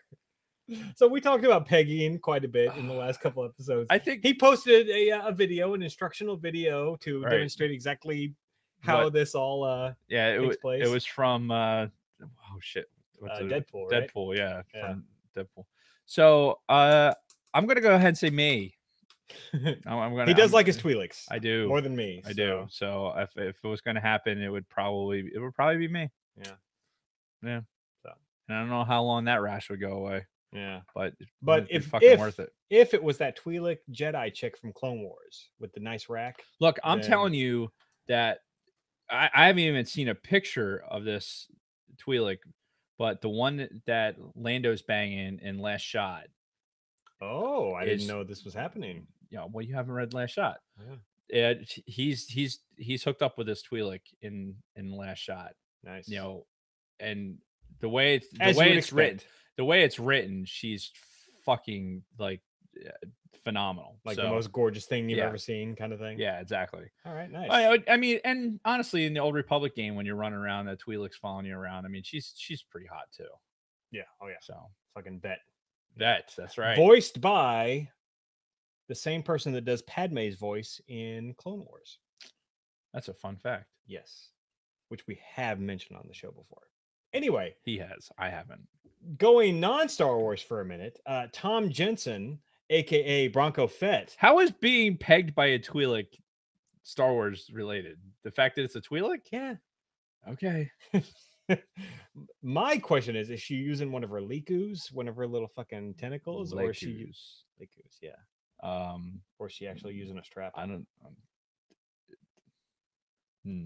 I don't know what I don't know. What I prefer. We'll come back to that. Yeah, think about that. So yeah, Bronco Fett asked, "What is your guys' job in the Air Force?" So we've mentioned before, we're military guys. We're in the Air Force. Long story short, we both started off as aircraft maintenance. We both started off doing the exact same job. Yep. You eventually went to become an aircrew member, as did I, but we started off at different jobs, and then we eventually came together working for the same aircrew squadron in 2008, and we did that for the better part of 9 years until I moved over to cybersecurity and you retired basically. So yeah. Yeah, we were both in. We talk about our initial schooling was in Keesler Air Force Base. That was for avionics guidance control. So we're avionics troops. Obviously, like if you're an Air Force person, you're listening right now, and you know that more likely than not, if you're in the Air Force right now and you're in maintenance, you're probably in avionics. Yeah, most likely you're Comm-nav, you're Tron. avionics. You're Tron, and that's perfectly fine. Yeah. I mean, I had to cross train into when I came into the unit that ultimately you got into, but I was in it with an older airframe. I had to do all the cross training for crew chiefing and all that other stuff because you know, it was a 2-man crew. You had to, so it was me as avionics. I had to learn how to do everything else, the hydraulics, all the electrics, all the other shit, and also be the engines and all that bullshit. Yep. Fucking changing tires and brakes and all that other bullshit. So I've seen it from both sides. But not like in a Twi'lek way. Yeah, and then we were radio operators on the same platform. And when Jason got in the unit, I was already an instructor evaluator. Yeah, and he had come from being a gay boom operator, and they got to be gay. I don't know, because you're sticking things. Well, you're sticking things in holes. If anything, it's the most heterosexual job you can do in the Air Force because you're sticking a big pole right into a receptacle. So only in the 135 and a KC-10, I feel like it's. But I didn't come. I didn't come from the KC-10. So you did work on KC-10s though. That's where I started my career. Yes. So we're in a roundabout way. We're getting to Tom's answer, but yeah. So, but we were both radio operators, and we did that. And I retired as a radio operator. Yep. And Jason moved over to bigger and better things, obviously, because he's getting promoted. Well, yeah. As I knock on wood. Hence the knocking on wood. We didn't really get much into that, but I'm Irish and very superstitious. That's a thing. Yeah. So yeah, and that's pretty much it. And I will say this, Bronco Fett, the A-10 is, while it supports Army activity, and I believe that if you spoke to 100 forward deployed Army guys, 99 of them would thank God that the A-10 exists. Yeah, and that's the sole purpose of the Air Force is not only to make sure that they're not on a boat. Like, I thought about it as we were having the back and forth last night, like just to give the people that aren't familiar with what's going on in the Facebook group. There was we posted something about the military, and then like I made a comment, like, because he's, said something about Bronco Fett was an Army guy. Yeah. And he made some disparaging remark about the Air Force, and I posted something about the A-10. saving the Army guys' asses. Yeah. And then he came back with the A-10 being an Army airplane. I'm like, yeah, no, that's not. Yeah, that's no, not a real thing. fuck you. Because no fucking, you know what the Army, guys love to do? The Army loves to say that they've got more airplanes than the fucking Air Force, and they got more boats than the Navy. I've heard that. I've heard that from more fucking guys, and who gives a shit? There's also more of them. Yeah. By the by, that's only because you motherfuckers have been around for like 300 years, whereas we're still fairly new. But we'll get there. Even regardless of that, I think about when my grandfather went to the Pacific. Right, he was a paratrooper, and when he went to the Pacific, he didn't go in a fucking C5 and a fucking seat with a seatbelt. He was on a goddamn ocean liner. And that ocean liner, is like, oh, by the way, we're going to divert this ocean liner because we need infantrymen to go fight on this fucking island. So we're going to divert it over here. You're going to disembark the ocean liner, do a fucking, assault landing to take this island before we move on. And you get in an airplane and jump out of it. So honestly, if you've been in the Army and you've deployed ever and you've sat in a C-17 or C-5 or C-130, you're welcome, because it could have been way more uncomfortable, back in the day. Yeah. So thank the Air Force for fucking doing all this troop movement and everything else. And that's all I'm going to say. All right. The Air Force is the superior force. Yes. We know that. You all know that. Clearly. That's why you hate us so much. So, and it's fine. Whatever. It is what it is. Yeah, just don't be haters. All right. Why don't you read the next two questions at the end of this first page? All right. I didn't realize it went in pages, but okay. This is a great question. Mark Somerville again. Which legend books would you make canon? That is a good one. So the tough part with this is you're making an assumption that what books I choose to make canon, they would usurp the current canon. Right. Because at this point, I would do the Heir to the Jedi. Yeah, is where I would go. Because for one, that basically canonizes almost everything else in front of it. So it's kind of like a broad stroke of saying basically I now canonize all Legends materials. Right. But that book series, I was never so excited to fucking read a book. Yeah. The reason I had those books in hardcover was because I could not wait to any other way to read the next book.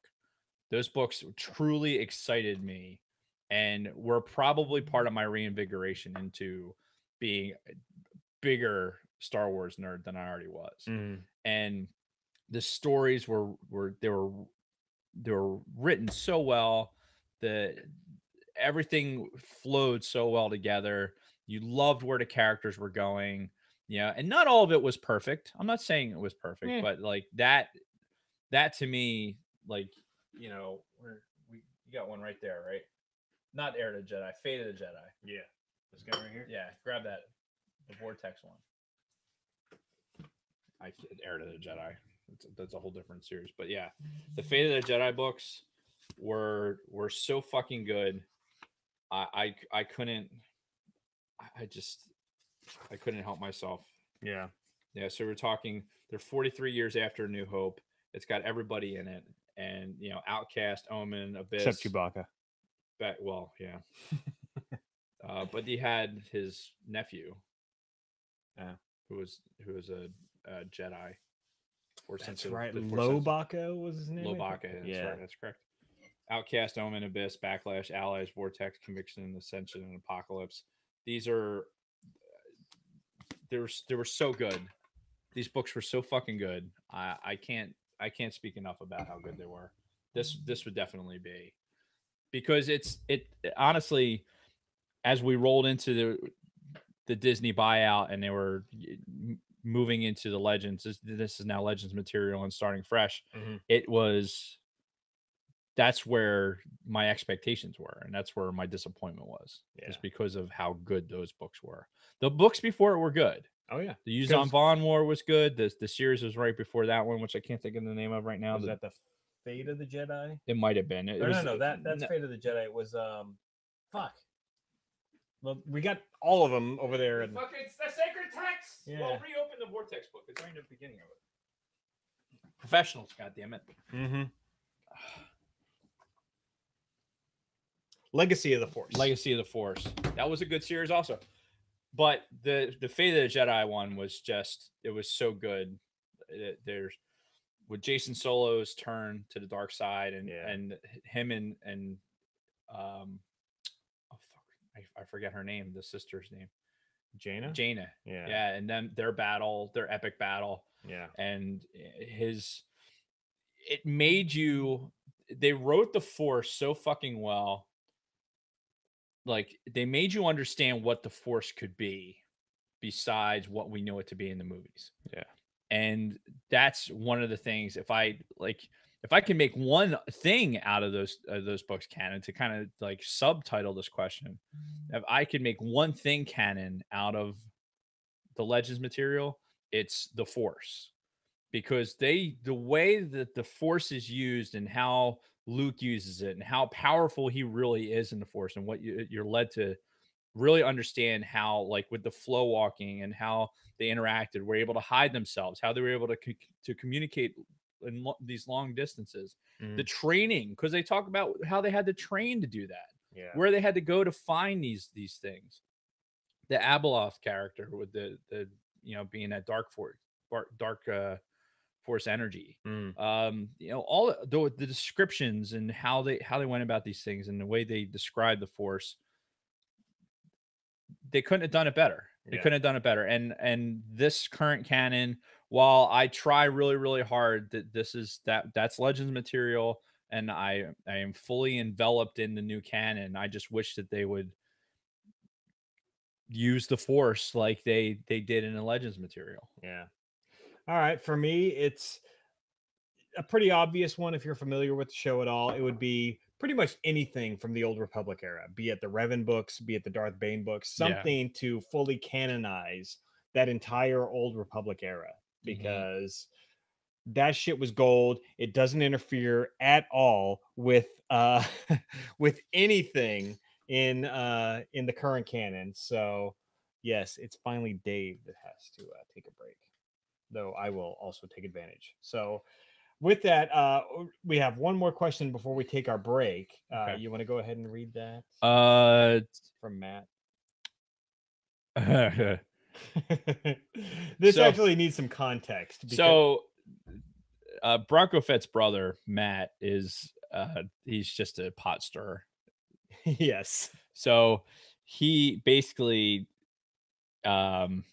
he's been just trolling me with the whip stir, all this fucking holiday special shit, because he knows it aggravates the fuck out of me. And I'm doing my best to ignore it.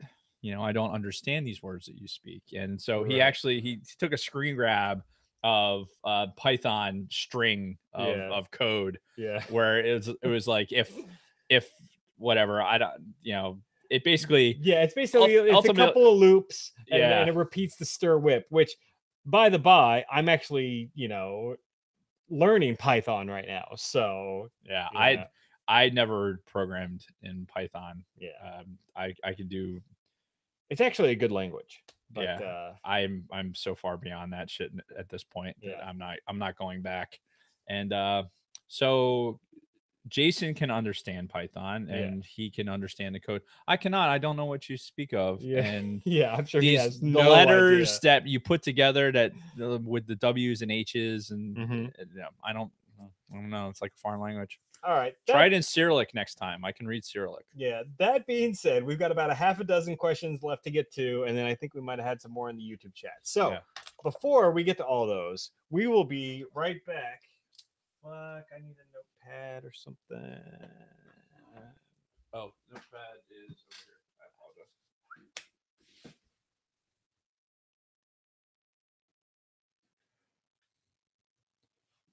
Anyway, we will be right back after this word from our sponsors. Don't stop it. What are you doing? Go back to that. All right. Go. Enjoy the Vader. Yes. Do your thing. I'll still be here while he's doing that. I can't. I have to go all the way inside, don't I? You can piss between the houses. That's what I was going to do.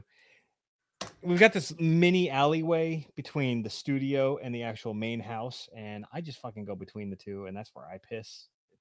It's easy. Let's catch up in the chat. So He agrees. I don't know of any other Canadian listeners other than my brother. Oh, Tony, your brother listens? I have not seen any interaction on social media or whatnot. So, uh, we are all pretty fucking. Yes, you are. Big Lovin'. You are pretty awesome. Who's your favorite Canadian listener? Okay. I'm reading these out of order. Um, do you think JJ may have filmed Leia's death scene for episode 7? No, no. I don't think anybody expected Carrie Fisher to die within the time that they were going to film these movies. I'm sure everybody knew she was going to die young just because of her lifestyle, but I don't think anybody expected her to just fucking drop dead right after they finished filming episode 8. Um, oh, so Mark was in the chat here for a little bit. Scott. All right. Well, that's fine. The amount of thought you guys just put into a tweet like pegging made this podcast his favorite new episode. Well, I'm glad, Tony. I'm glad that we did that for you. So, all right. Okay. Now it's my turn. I was just catching up on the YouTube chat. I think we're pretty much caught up. So we'll just come back after I get back.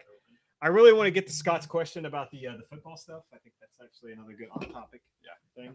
Oh, I should be right back. So I don't have the 10s. Oh. So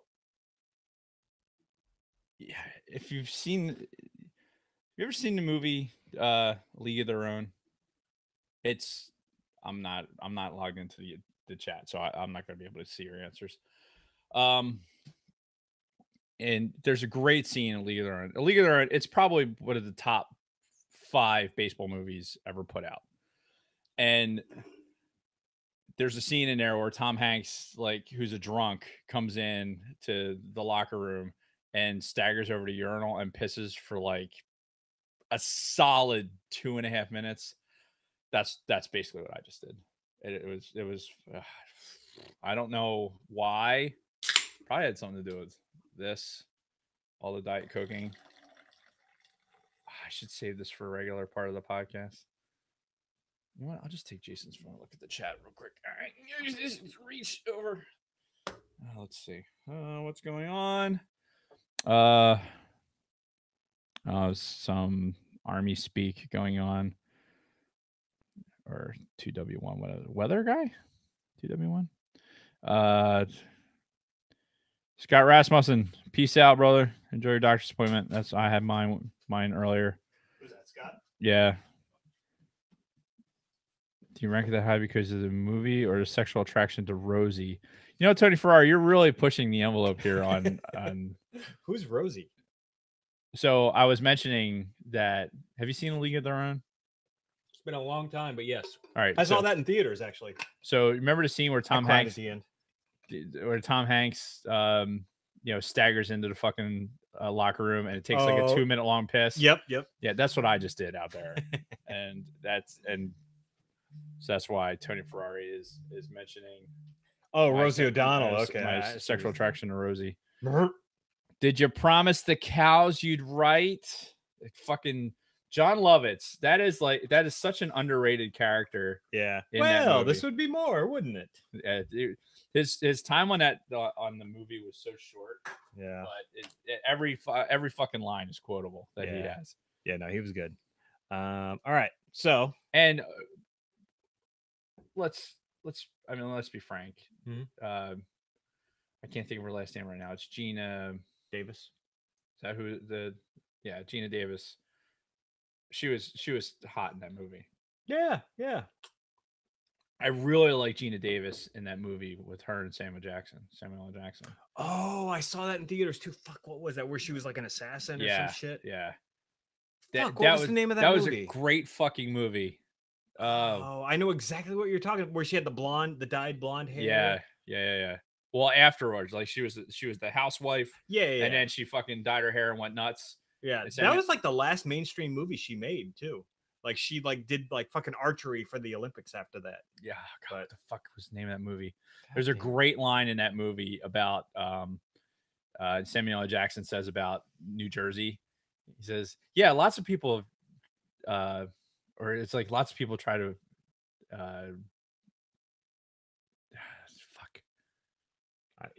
I saw that in the theaters one God damn it. time, and I've never seen it He again. says in a movie about like people not being able to escape New Jersey, which is so fucking true. Yeah, because you got to pay to get out, basically. You do have to pay to and get that out. is not a joke. So, all right, are we ready to restart the actual podcast? Yeah. All right. I make no guarantees that I'm not going to talk about this before our off-air conversation. All right. Gina Davis. Oh, she was in Thelma and Louise. I forgot about that. Yeah, that was before this, though. Like literally, this movie was Samuel L. Jackson was like one of her last mainstream movies, if not the last. Long Kiss Goodnight. Thank you, Tony. Long Kiss Goodnight. It's such a good movie. Yeah. He probably just looked it up on IMDb. He's just quicker at it than I am. Yeah. All right, we're doing silence. Yeah. So we'll do 15 seconds of silence, and then we'll be back starting now.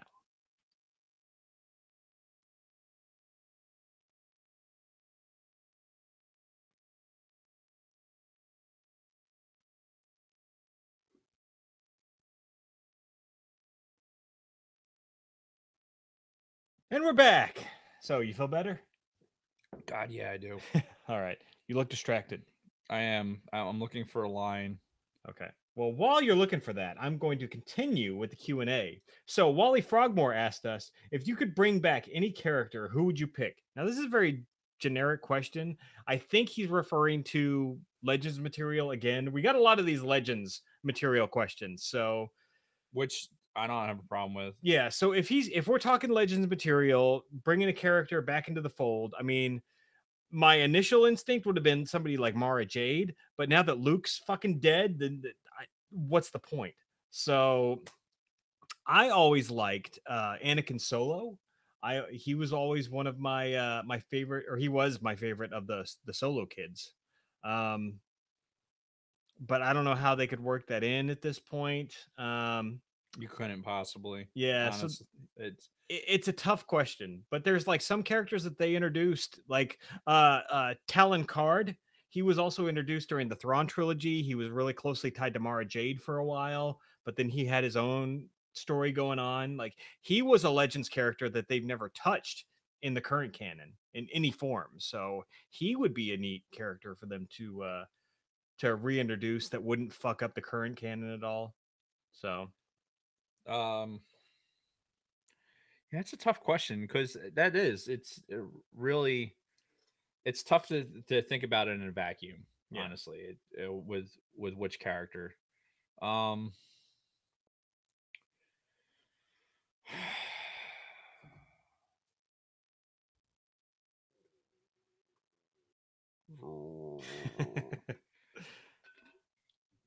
Honestly, probably the again being in a vacuum. I think Mara Jade really is the character, even with Luke being dead because she was so closely tied to Luke. Well, again, in a vacuum, I think Mara Jade. You can have Mara Jade and Luke can maintain a relationship, and then she could have died early. She could have died at the academy. You know what? Another reason why Luke would go so far fucking isolated, is if he had met Mara Jade, they had some relationship at the academy, and then she gets killed.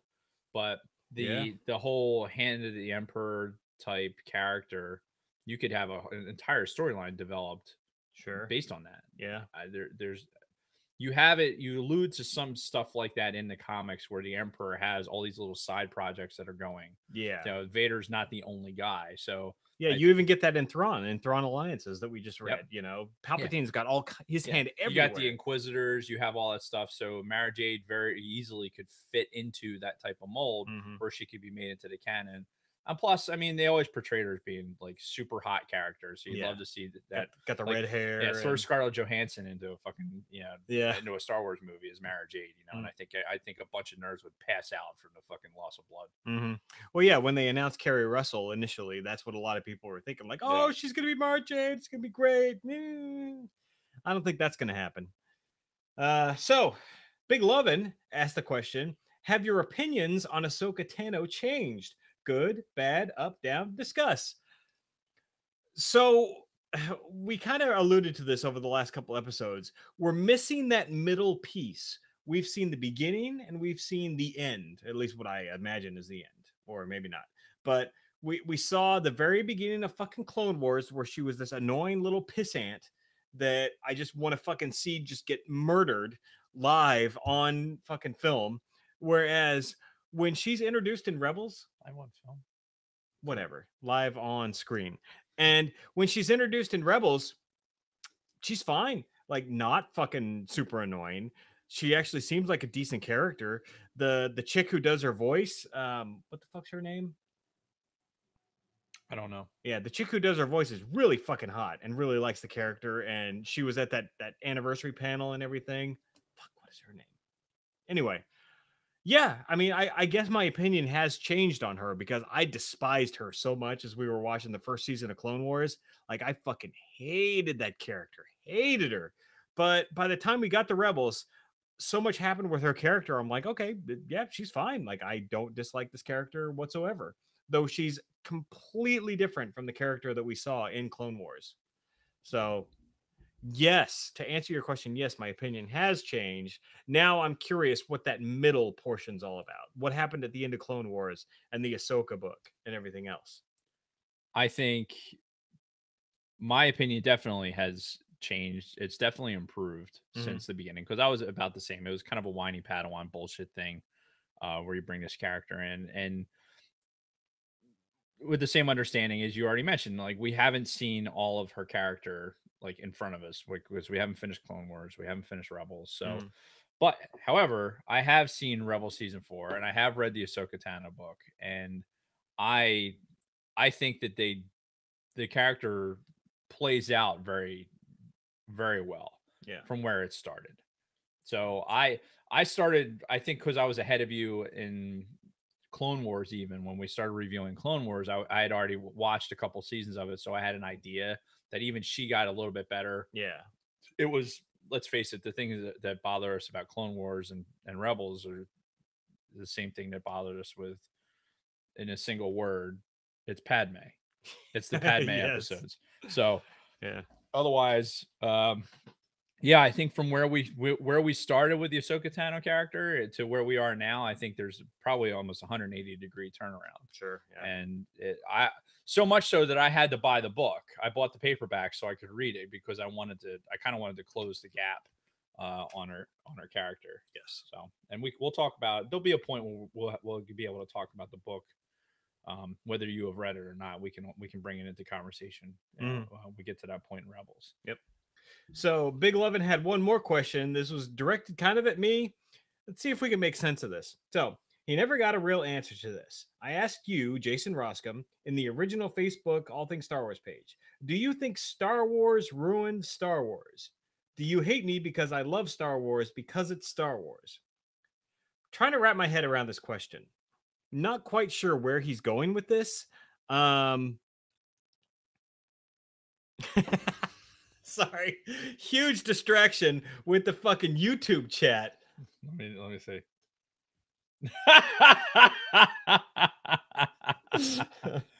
Somebody who will remain nameless is throwing all kinds of water icons into the YouTube chat. Somebody's on her break at work right yes. now. Hi, honey. That is fucking great. That was good. Yeah. Anyway, back to Big Lovin's question. Let me help. I don't know why it's. I guess where I think he's talking about is where we are right now with the canon. Mm-hmm. Like, so episodically from 7 to 9, right? Is Star Wars what's coming out now as far as Star Wars goes since episode 7? Yeah. Is it ruining the Star Wars story? That's the way I interpret this. Okay, I could see that. Because yeah, I had a feeling he was kind of alluding to like the whole episode 8 shit with all the fan backlash and blah blah blah. Right. But I think it started with episode 7 because not everybody. Episode 7 did really well. I mean, you look at the box office and there was a lot of divisiveness. Yeah, is that how you pronounce that word? Fuck. brains.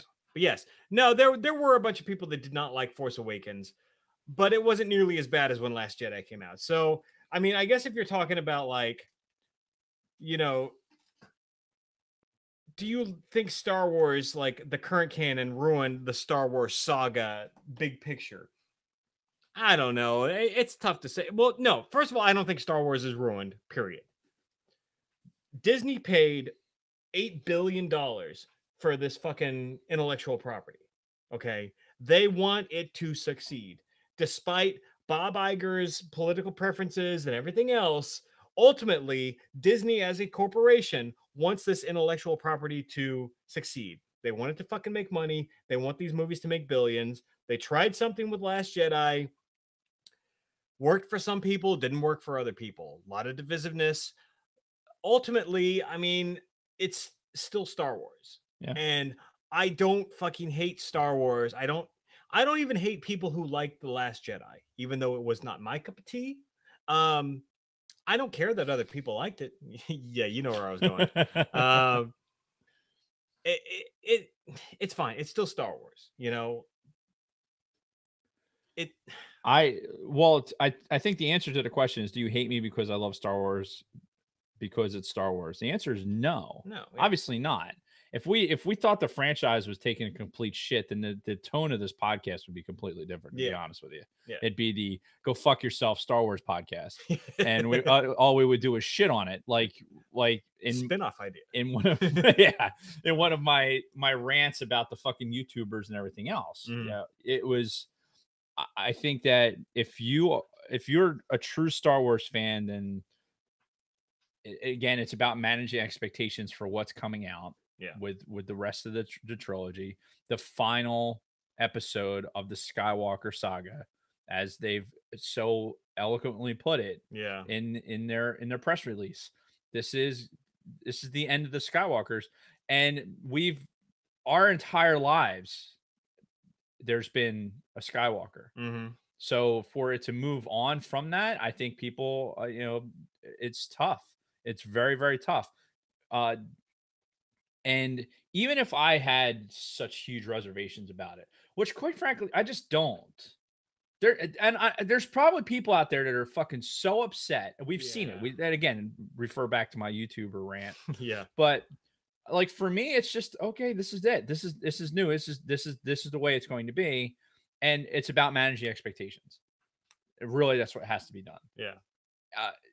Regardless of how Episode 9 comes out or anything else, it's just like this is Star Wars. It's still Star Wars. Take out the dialogue. Take out the fucking Canto Bite. Take out all that bullshit and watch. I've never would have imagined buying a Blu-ray or downloading it from iTunes, the capability to watch a Star Wars movie with just the soundtrack. Yeah. Which is something you can do in Last Jedi. Which is really neat. You can sit there and just watch the movie with just the score. Yep. There's a reason for that. Because the visualizations, the music, that's Star Wars. So long as they can keep that going, I mean, we're really going to have an issue is what happens after post John Williams. Yeah. After this trilogy, what happens when John Williams isn't doing the score? And do they choose the right guy? Yeah. Like I think in Solo, there's a good mix of the potential guy. I never liked the Rogue One's score, and I'll stand by that. And when we re-rank the movies, that's going to be heavily influenced in the re-ranking that we do. But I think not to belabor it further, but no, if you like Star Wars right now and you're following it, good. Yeah. That's what you should be. Yeah, and you shouldn't be so fucking turned off because you're upset with the fucking Last Jedi and you boycotted Solo. You're a fool. Yeah. You're a fool for doing it. Yeah, because I mean, like I'll say personally for myself, I was not a fan of The Last Jedi. There were some positives, but then you go to Solo. I really enjoyed Solo. I thought it was great, and I'm looking forward to Episode 9 because I really trust JJ, and that's the thing. Like I trust JJ to do the right thing by the franchise, especially if this is the last of the Skywalker saga. Trust is a strong word.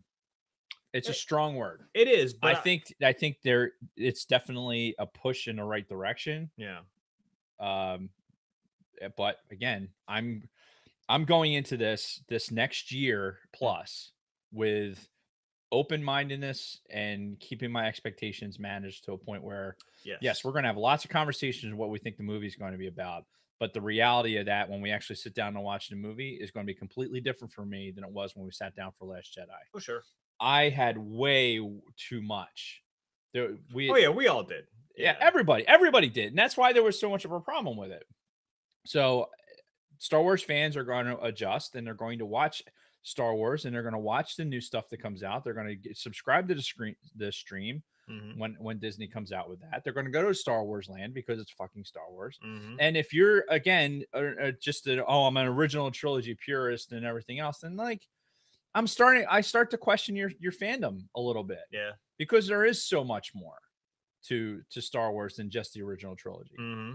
I mean, if you hated Empire Strikes Back and Return of the Jedi and the only thing that you enjoyed was A New Hope, I can appreciate that. It's one of the best movies ever made, ever. If not the best. If not the best. Yeah.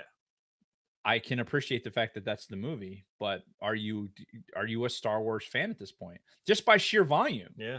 Can you isolate down to just one movie? Or can you call yourself a Star Wars fan because you only like certain pieces of it? I don't know. That's up to debate. But here at the All Things Star Wars podcast, we're going to have our opinions on it. And no, we're not going to hate somebody for liking Star Wars as it is now, because guess what? We're going out there, we're watching it. And the further I get away from that first viewing of Last Jedi, the more comfortable I am with the fact that it exists. Yeah. Does that make sense? Oh yeah. No, I feel the same way. Yeah. So before we get into the home stretch of the canned questions that we have here, Kathleen Martin asks, if you're going to wear the tank top, can you get a spray tan? The answer is no, I cannot. So just wanted to let you know that. So, all right. It's a good question. Yeah. So moving into orange, like an orange spray tan, that would be good. Yeah. But then I would need like a blonde comb over, and I wouldn't. I mean, what you would need is like a Jersey Shore style Demetrius Reyes haircut. Oh, yes. With the fucking muscles and glasses thing going. I should do that when I get back in November. But anyway, moving into the final stretch. You can tan in San Antonio. It'll be fine. Yeah. Get yourself oiled up. Nobody wants to see it. We'll look for the result. Well, she asked. So, David Schmuck, why don't you go with his question? All right. So, over under on Disney releasing the original theatrical cuts of episode 4 through 6 on Blu-ray. I don't know. I don't know how to like really do odds. I think we're less likely to see it. You think so? I think we're less likely to see it, and I'm as hopeful as anybody. We spent part of the podcast talking about the Disney buyout. I had read the entire, basically because we're Disney stockholders. I read the entire thing that Disney put out about what the stock structure would look like and everything else, and tried to for the 21st Century buyout, 21st Century Fox buyout. It's one of those things where they don't have to. If you put it out, this is what happens if you put it out. It usurps anything else that you're doing. How so, though? I mean, they're not changed so drastically that it would affect canon. No. That's not what I'm talking about. What I'm talking about is what do you think would happen if episode 9 comes out December of 19. Okay. There's forecasted things happening after that, but let's just say in between the canon and the from where we are episode 9 to whatever the next trilogy is, they decide, you know what, we're going to do like a special edition style release in the movie theater of the original cuts. It will shatter box office records, for one, because so many people will go to see the original cuts. So you're talking a release in theaters? Well, one begets the other. I don't think that they just go ahead and release it on Blu-ray. I think if they're going to do it, they're going to put it out in the theater. I mean, that And would then be amazing. after that, but anything that they're doing, any storyline they're running or anything else is nobody's going to pay attention to that because all they're going to want is the original trilogy. If you think about 1997, what were we talking about in Star Wars? The special editions. The special editions. That was it, because there really wasn't anything else. You had some comics, you had some books. Lucas was working on the prequels at that point. He was, but there's a huge difference between what he was working on and that was going to come out in 99 to what was active. There wasn't Rebels, there wasn't Clone Wars. The novels that we have weren't there. So I really think that Disney, even if they get the rights to this, which they will eventually, I would imagine. I believe that they will. It's going to take a few more years, but I don't. It's one of those things where, unless they could figure out a way to make them money for what's going on in their new, maybe the first time you see A New Hope, the original theatrical cut, is on a streaming service. Oh, do you want to get the hype train moving on your new streaming service and get people to buy into it? Boom, do that. It's not ownership, but you're going to be able to go watch it, and it'll be available on the stream. You make that available for a certain period of time, and then you'll have Empire available and everything else. It is the ultimate. It is such a huge chess piece for Disney. Yeah. And once they get hold of that, it's like, how can we use this? If I'm sitting at Disney and I'm in the marketing, I'm the VP of marketing at Disney, and I'm working with Lucasfilm, and I'm going to go, how can I have this now? How can I use this to make what else we're doing that much better? Yeah. And to me, it's going to be the streaming service. I never thought about that, or you but put that's it out a great in theater. point. So getting it actually so you can hold a copy of it in your hand in Blu-ray, if it happens at all, it's years off. Yeah. And I'm talking, if you're lucky, 2020. If it's going to happen. Christmas time 2020, maybe. If there's nothing else that they're hyping, there's not a new trilogy out, because the next trilogy isn't going to be ready by December of 2020. Yeah, Rian Johnson's shit. Yeah, so that's not going to be out. You may have some other stuff that's going on, but in reality, if you want a big Christmas for Disney, then you could potentially put it out on Blu-ray at that point. But I think the first time you're going to see it, if you're going to see it at all, it's going to be on the streaming service. Okay. Hey, you know what? I think you got a valid point. I still feel like someday it'll happen. I don't know how, I don't know who, I don't know when, but someday we will get the original theatrical cuts of the original trilogy out on some form of home video, be it streaming, be it fucking Blu-ray, which I don't know how much longer Blu-ray is going to exist, honestly, because everything's going digital, everything's going streaming. So who the fuck knows? But it'll happen someday, because there is money to be made there. Because otherwise you're going to constantly be battling these fucking people who just made their own cuts, the fucking despecialized editions and everything else that they're just sharing online for fucking free. And you're not getting a dime of that. Yeah. So you had the 40th anniversary just pass. With nothing. So maybe you have it on the 50th anniversary. You have a release. You could have a set release where you're gonna spend an ass ton of money, which we will. And and probably buy a copy that is hermetically sealed, and then you buy another copy that you can actually watch. Because right now, the best thing I have is this guy, my THX widescreen edition of the original trilogy on fucking VHS. If we can separate this thing. Look at that. 3 VHS tapes right there. Uncut theatrical cuts of the original trilogy. This is the most pure form of this trilogy that I have right now.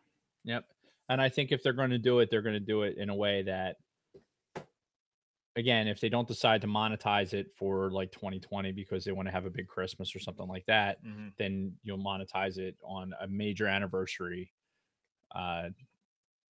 after it's been released on a streaming service. Because I'll tell you what, and it might be just because I just finished a marketing class from fucking college, but how the fuck do you get, like, how do I get this streaming service off the ground? I'm continuing the Clone Wars, which was big. Yep. Everybody went nuts for that. Mm-hmm. And then say, okay, oh, by the way, we're gonna have this. We're gonna show the movies. And oh, by the way, you're gonna see A New Hope, the theatrical release. Yep.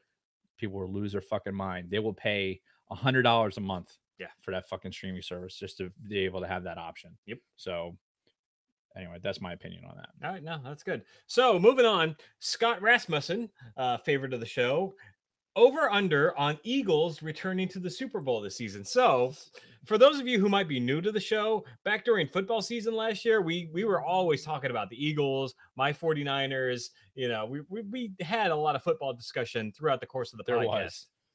Sometimes more football than Star Wars. Yeah. Sometimes, especially in comic book episodes. Yep. Then he's also asking, what are Jason's expectations for the 49ers this season?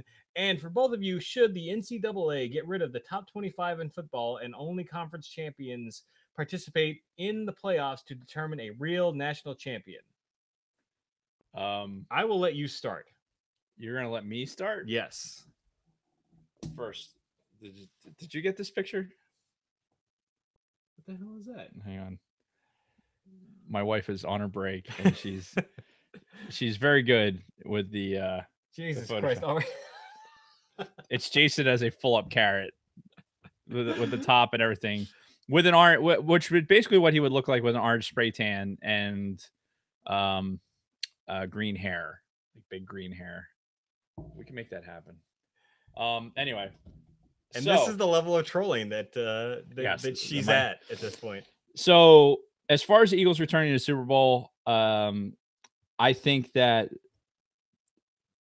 I'm too much of an Eagles fan to even speculate. The fact that I wasn't expecting it last year, honestly. I'm a huge Carson Wentz believer. I think they have a great team. They have a great defense. I think what makes the Eagles so good is their defense. The offense is great. Doug Peterson's mindset and his aggressiveness is really, really good. I'm curious to see how the NFL is going to adjust to it.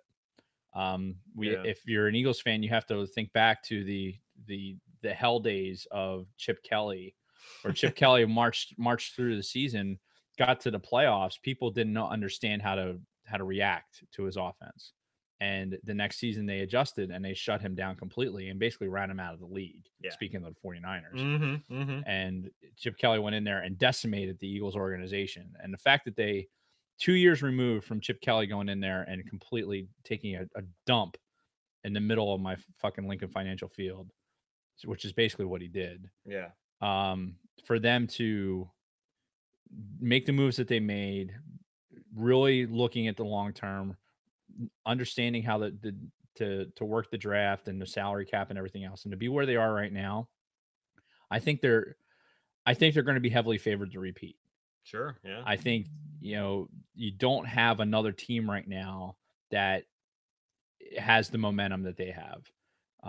If you think about the Patriots teams in the past, where like they had won a game that, they won a Super Bowl basically by accident, and then he came back, and that team was like, this is going to be the team to beat. Oh, fuck, they won this year. They're still the team to beat. And I think the Eagles are going to be in the same boat. I'm really curious to see how the NFL is going to adjust to the offense. I think the defense is better. The defense is going to be better this year. You get a healthy Jordan Hicks back at linebacker. I think their aggressiveness, their front four right now, I think is the best in football, and it's good, and we'll see. Yeah. Honestly, we'll see. I don't make predictions with the Eagles as far as that. I'm too much of a fan. Yeah. If they go back to another fucking Super Bowl, Philadelphia might melt. Yeah. It just might melt. Listen, I didn't bring it up earlier on purpose, but since football is part of the conversation right now, I think the estimates were over somewhere between 10 and 12,000 Eagles fans at Brian Dawkins Hall of Fame induction. Yeah. Brian Dawkins, my favorite Eagle of all time. I think I own 3 Brian Dawkins jerseys. Jesus. The man I was listening to a conversation on the sports radio this morning, which I usually don't do. I was in traffic and I just didn't feel like, listening to music, and it wasn't enough time to turn on a podcast. But I'm listening to them talk about Brian Dawkins, and you've had a lot of really, really good teams and good championship teams come out and players come out of Philadelphia, but they've all had some sort of polarizing thing. There's nobody's been 100% on that bandwagon. Whereas Brian Dawkins, what he brought to that team in the 90s, the intensity that he still brought, he brought that intensity to that 2018 Super Bowl championship team. Yeah. He was on the staff. He was in there. That intensity, that genuine, like he would give everything every game, and he deserves to be a Hall of Famer. And I would have, if I could have done it, I would have been in a car and I would have drove to fucking Canton to see the induction. Yeah. But we had plans. Yeah. Yeah. Anyway, that's enough for the Eagles. Do you want to talk about your expectation for 49ers, or do you want me to talk about the NCAA? Well, I'll move on to his question, because as you may or may not know, Scott is also a 49ers fan. And I did not know that. Yeah. That would explain why he's asking. If you'd asked me at the end of the season last year, the expectations were through the fucking roof, based on the way that they had closed the season and everything else, and with the quarterback situation with and their all Garoppolo pickup and all that. No, expectations were through the roof. Now I've had time to kind of simmer down a little bit and think about this a little bit more reasonably. Playoffs would be a pleasant surprise, but who's coaching? Who's the head coach right now? It's the fucking what's his name's son? God damn it, Shanahan's kid. Oh, that's right. That's right. Kyle Shanahan. Yeah. So, I mean, I expect more things in the long run over the next like 3 years. This coming season, I feel like there's probably the expectations are probably too high. I think the pressure is really going to be on Garoppolo, and I don't think they're going to get there where like the hardcore fans are really expecting them to get to. Like I said, if they make the playoffs, be it as a wild card or division winners, it'll be a nice surprise. But ultimately, I'm just expecting them to finish kind of middle of the pack. Well, it's nice. And then looking forward beyond this season. Your division's leveling off too. Like, Seattle's not as dominating as it once was. Yeah, thank Christ. So, yeah, fucking what's his nuts? Well, yeah, and then of course the 49ers signed fucking Sherman. So here's the problem I see with the 49ers, and I wouldn't have put as much stock into it until the Eagles won the Super Bowl. Mm-hmm. I think the 49ers still have a culture issue within the organization. I think there's still the one thing that the Eagles were doing right that got them ready to have the kind of season that they had is that everybody was on the same page. Yeah. There was no singularities. There was everybody, there wasn't a single personality that dominated that locker room. And, you had your leaders, you had your Carson Wentz's, you had your Fletcher Cox's, you had the people you have your leaders, you have your captains, and those people. Football is designed that way. But the reality was you didn't have Richard Sherman's going to be a problem on your team. Yeah. He's a mouth. Yes. And Kyle Shanahan's not going to be able to control him. Yeah. Like what you need in San Francisco right now is, while Mike Singletary wasn't a good head coach, you need a guy like that who can shut those fuckers up. You have a talented team. I think you need a little bit more structure in leadership. Yeah. That's going to keep some of the talent in line. It'd be a shame to waste Jimmy Garoppolo. I think Kyle Shanahan's going to have a good offense for him to run. But I don't know that front office and that leadership group that's there now is strong enough to get this team where it needs to be. I think you're going to have it's real, like I said, because of where the division is, you still might be able to sneak yourself into the playoffs. But I think to for the long run, the Eagles don't win the Super Bowl without that. They rode the underdog thing. They had that thing to be able to go on. And honestly, they were. I mean, it was a legitimate thing. Nobody was talking about the Eagles at all. until it got to this point. Well, yeah, if you go back and listen to the podcast, I was busting your balls about your backup for weeks. Yeah. And until he started like really fucking getting it. And it was. And yeah, you can hear my consternation on the podcast too about like how bad he looked, and then fucking got him into the playoffs, and he was lit it up. Just lost the YouTube chat. Sorry, guys. My phone just died.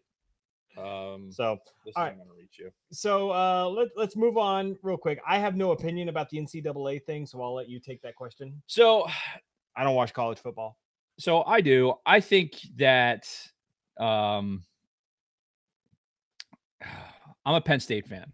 Okay, so 2 years ago, Penn State got fucked.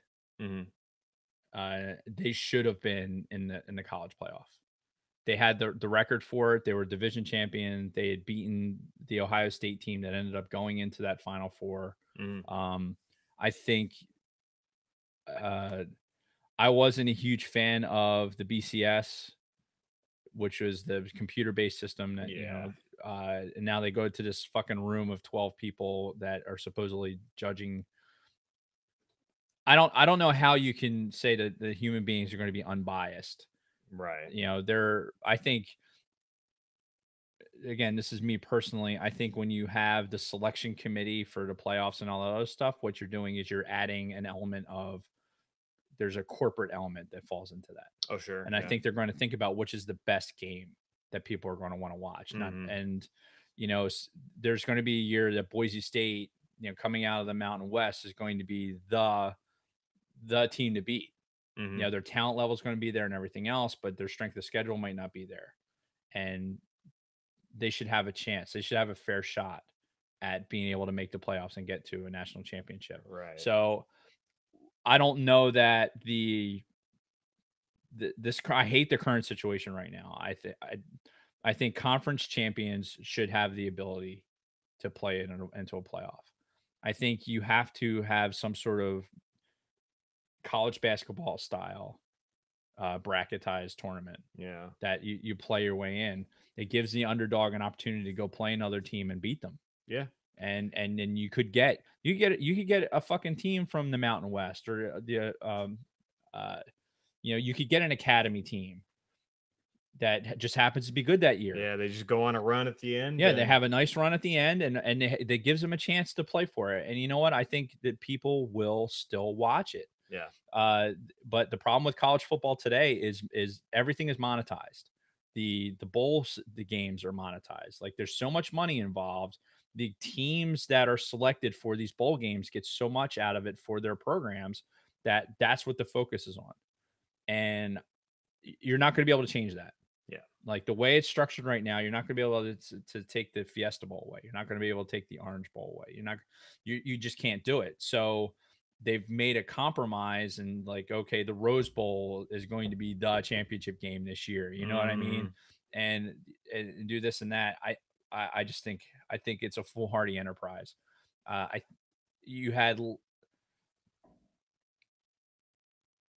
My bias is because of what happened to Penn State 2 years ago. Penn State, conference champion, beats Ohio State during the regular season. The selection committee selects Ohio State because they believed that Ohio State would be a better team, it's going to get more ratings. Right. Because of fucking Urban Meyer, that piece of shit. Him and I don't even want to mention his fucking name, cocksucker, but they thought that they selected based on what they thought was going to be the better game, not the better team. Right. And you have to eliminate that. But college football is big money. We're having this conversation. We're having a college football conversation on a fucking Star Wars podcast right now because we have fans that are looking at that. And it's honestly, I don't think it should be only conference champions, Scott. In your question, you said, should they get rid of the top 25 in football? Only conference champions participate in the playoffs to return a real national champion. I think that you can put together an NCAA, like what they do in college basketball. And I think it's still going to be weighted. You still have to have rankings because there still has to be a seed. You still have to have a first seed and a second seed. So you still have to look at, obviously if you're in the Big Ten or the Big 12, or you're in one of these major conferences. And especially I'm obviously more involved in the Big Ten being a Penn State fan. And the type of football that they play in the Big Ten is different than the type of football they play in the Mountain West and the type of football they play in the Big 12. Sure. It's offensively different. It's not like the NFL where everyone's kind of you can run a West Coast offense or whatever, but you kind of know what's going to happen. But because of recruiting and if you're in the SEC, oh God, I didn't want to say the SEC. God damn it. I hate the SEC. Fuck you. Alabama, Florida, all you fuckers, you can go fuck yourselves. But that's like the SEC is recruiting from areas where you have these you have top athletes that are coming out of these areas with speed and everything else. Whereas in the Northeast, where the Big Ten, you're talking about middle America into the Northeast, you're recruiting these corn-fed kids that are out there. They're bigger. They're there to hurt you. They're not necessarily as fast as a kid in the SEC. So it's different type of football. Sure, yeah. So, and it's a dynamic that you don't necessarily get in basketball.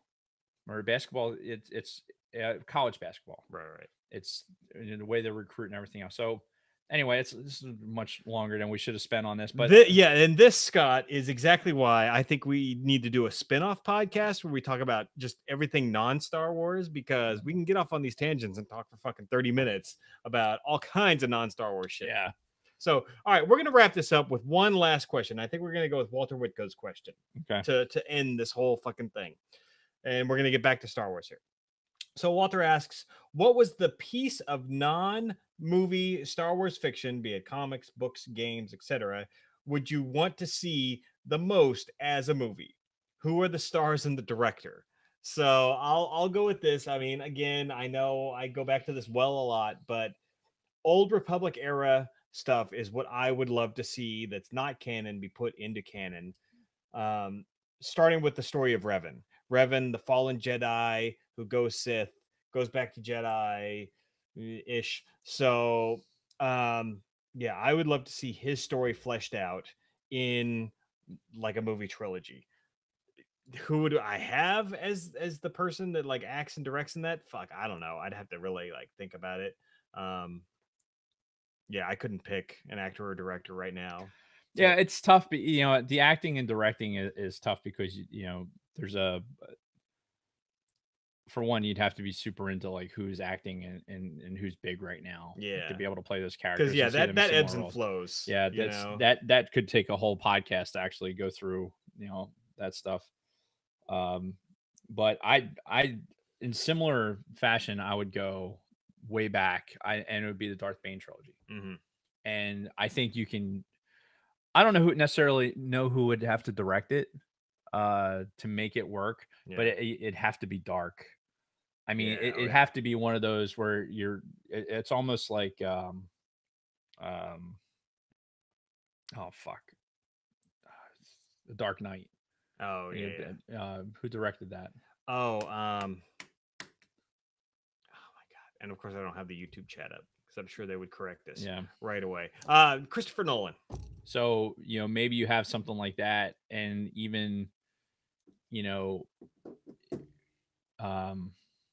the guy who played Bane could even be that. Tom Hardy. Yeah, you take a big guy. Actually, like that. Because he's got that look. Yeah, he's got the look. I mean, if you look at the cover art on the Bane books, it almost has that. It's like a hulking figure. Yeah, because they describe him as like a big guy, bald, pale. You couldn't have some fucking attractive guy out of the Marvel Cinematic Universe, come out and do that. A character like that, it's someone dark, and there'd be so much there. I mean, you think about it in the first book, how many fucking Jedi are killed, and the elimination of all the other Sith and all these, like it would be great movies, but they'd be dark. I mean, it would not be you're going to go see, you're not bringing your fucking 8-year-old to the Star Wars movie, because it would be, it'd be a Star Wars character getting beat up by his father as a child. It's a Star Wars character who has to go through all this turmoil. The father's best friend tries to fucking kill him, and all this stuff all the lead in and the why this character is the way he is. And it wouldn't affect the canon a lick because the rule of 2 is already canon. Yeah. More or less. Yeah, because they not wrote that they this, really follow it, but that's but they wrote this to be the predecessor to the prequels, like to lead into fucking Palpatine and everything. Like the grand plan was to go underground, rule of 2, fucking kill the Jedi and their republic from within. And it all, fleshed itself out into eventually Palpatine and what he did. Like that was the grand 1,000-year plan. Now, do I think like the book is a trilogy? Do I think that you could do a Darth Bane trilogy? Perhaps, but I think you could probably do all 3 of them in one movie. Yeah, I think you really could, because there's fluff. There's fluff in any book that you're reading like that. There's a lot of some backstory shit that you can get rid of. That I think that you could do it pretty easily. You could have, and basically an origins, Sith origins type movie. Yeah, and have Darth Bane. So that's what I would do. I would do the Bane trilogy. I'm woefully behind as far as the Revan stuff goes. Oh yeah, I haven't read the Revan book, but I've played some of the games. Yeah, that feature him. So. I don't know. I only know his story more from reading other Legends material than I do the actual stories. Excuse me. Yeah. But anyway, I think this is going to be a great place for us to close this out. We've been going for a while. We've been all over the fucking place. Yeah. Yeah, and again, as we both mentioned at the top of the show, this is the last episode from the studio for the next 3 months. Right. Until, if I had to guess, I'd say the next time you'll hear an episode from the studio will probably be about November 15th-ish. Yeah. If not sooner. Yeah, because hey, listen, I think you talk about the studio stuff a lot. I think the studio means more to. I mean, maybe not more. I know that there's guys out there that love the 2 hour. This is going to be 2.5 hour long episode. Yeah, Big Lovin's going to lose his shit. Yeah. So, but there's something to be said for the confines of the 90 minutes. I think sometimes, Sure, yeah, and because you got to be more focused at that point, right? So it's kind of more to the point. The studio works way better for us, yeah, to be able to interact and stuff. So we'll miss the studio. For you, the fan, hopefully it'll be seamless. It'll just be a little different presentation. Yeah, it'll be a little bit shorter, and then it'll be over, just like it was earlier this year. It went by pretty quick. So, I'm not worried. Yeah. So we'll still be there for you for your commutes for 12 weeks, or, those of you who like to listen to us at work or whatnot. If you can. Yeah. Get earbuds in. We do have a couple of people who mentioned that they like to listen to us at work. I would assume with headphones on. I would hope. Yeah, I would hope. Because what the fuck? Because otherwise, fuck your coworkers. Yeah. Fuck them right in their fucking assholes. Yeah. Pegging. Yeah. Fucking one coworker peg another one. That's not a hot Twi'lek either. Yeah, just because. So if you're listening to us, if you can hear my voice right now from somebody else's cubicle, and you're like, "What the fuck are these guys?" Yeah, fuck you. Fuck you. Yeah, fuck off. Yeah, louder. Fuck off. Yeah. Anyway, with that. Yeah. So with that, next week, more than likely, we're gonna start finally touching on Rebel Season 3. I know we've been talking about it for a month now. Yep. But I'm gonna be in Texas. What else am I gonna do? Right. Study. Yeah, well, I would hope in the beginning it's not going to be as intense. I would hope. We'll see. So yeah, we'll see. I'm not holding my breath. The plan is Rebel Season 3 Part 1. We'll see how it goes. And you're downloading it. Amazon, yes, through Amazon streaming. Okay, because you're not bringing your Xbox, so you won't have a video player. Correct. Okay, so just making sure. Yeah, but. Until then, Dave, thank you for being there for me these last couple of weeks, and really for this whole year. It's been good. You've been my rock. Hey, that's what I'm here for as I go through all this bullshit. So thank you, and I will see you in a few months. Until then, may the force be with you. May the force be with you. Now, where do I click? Almost. You gotta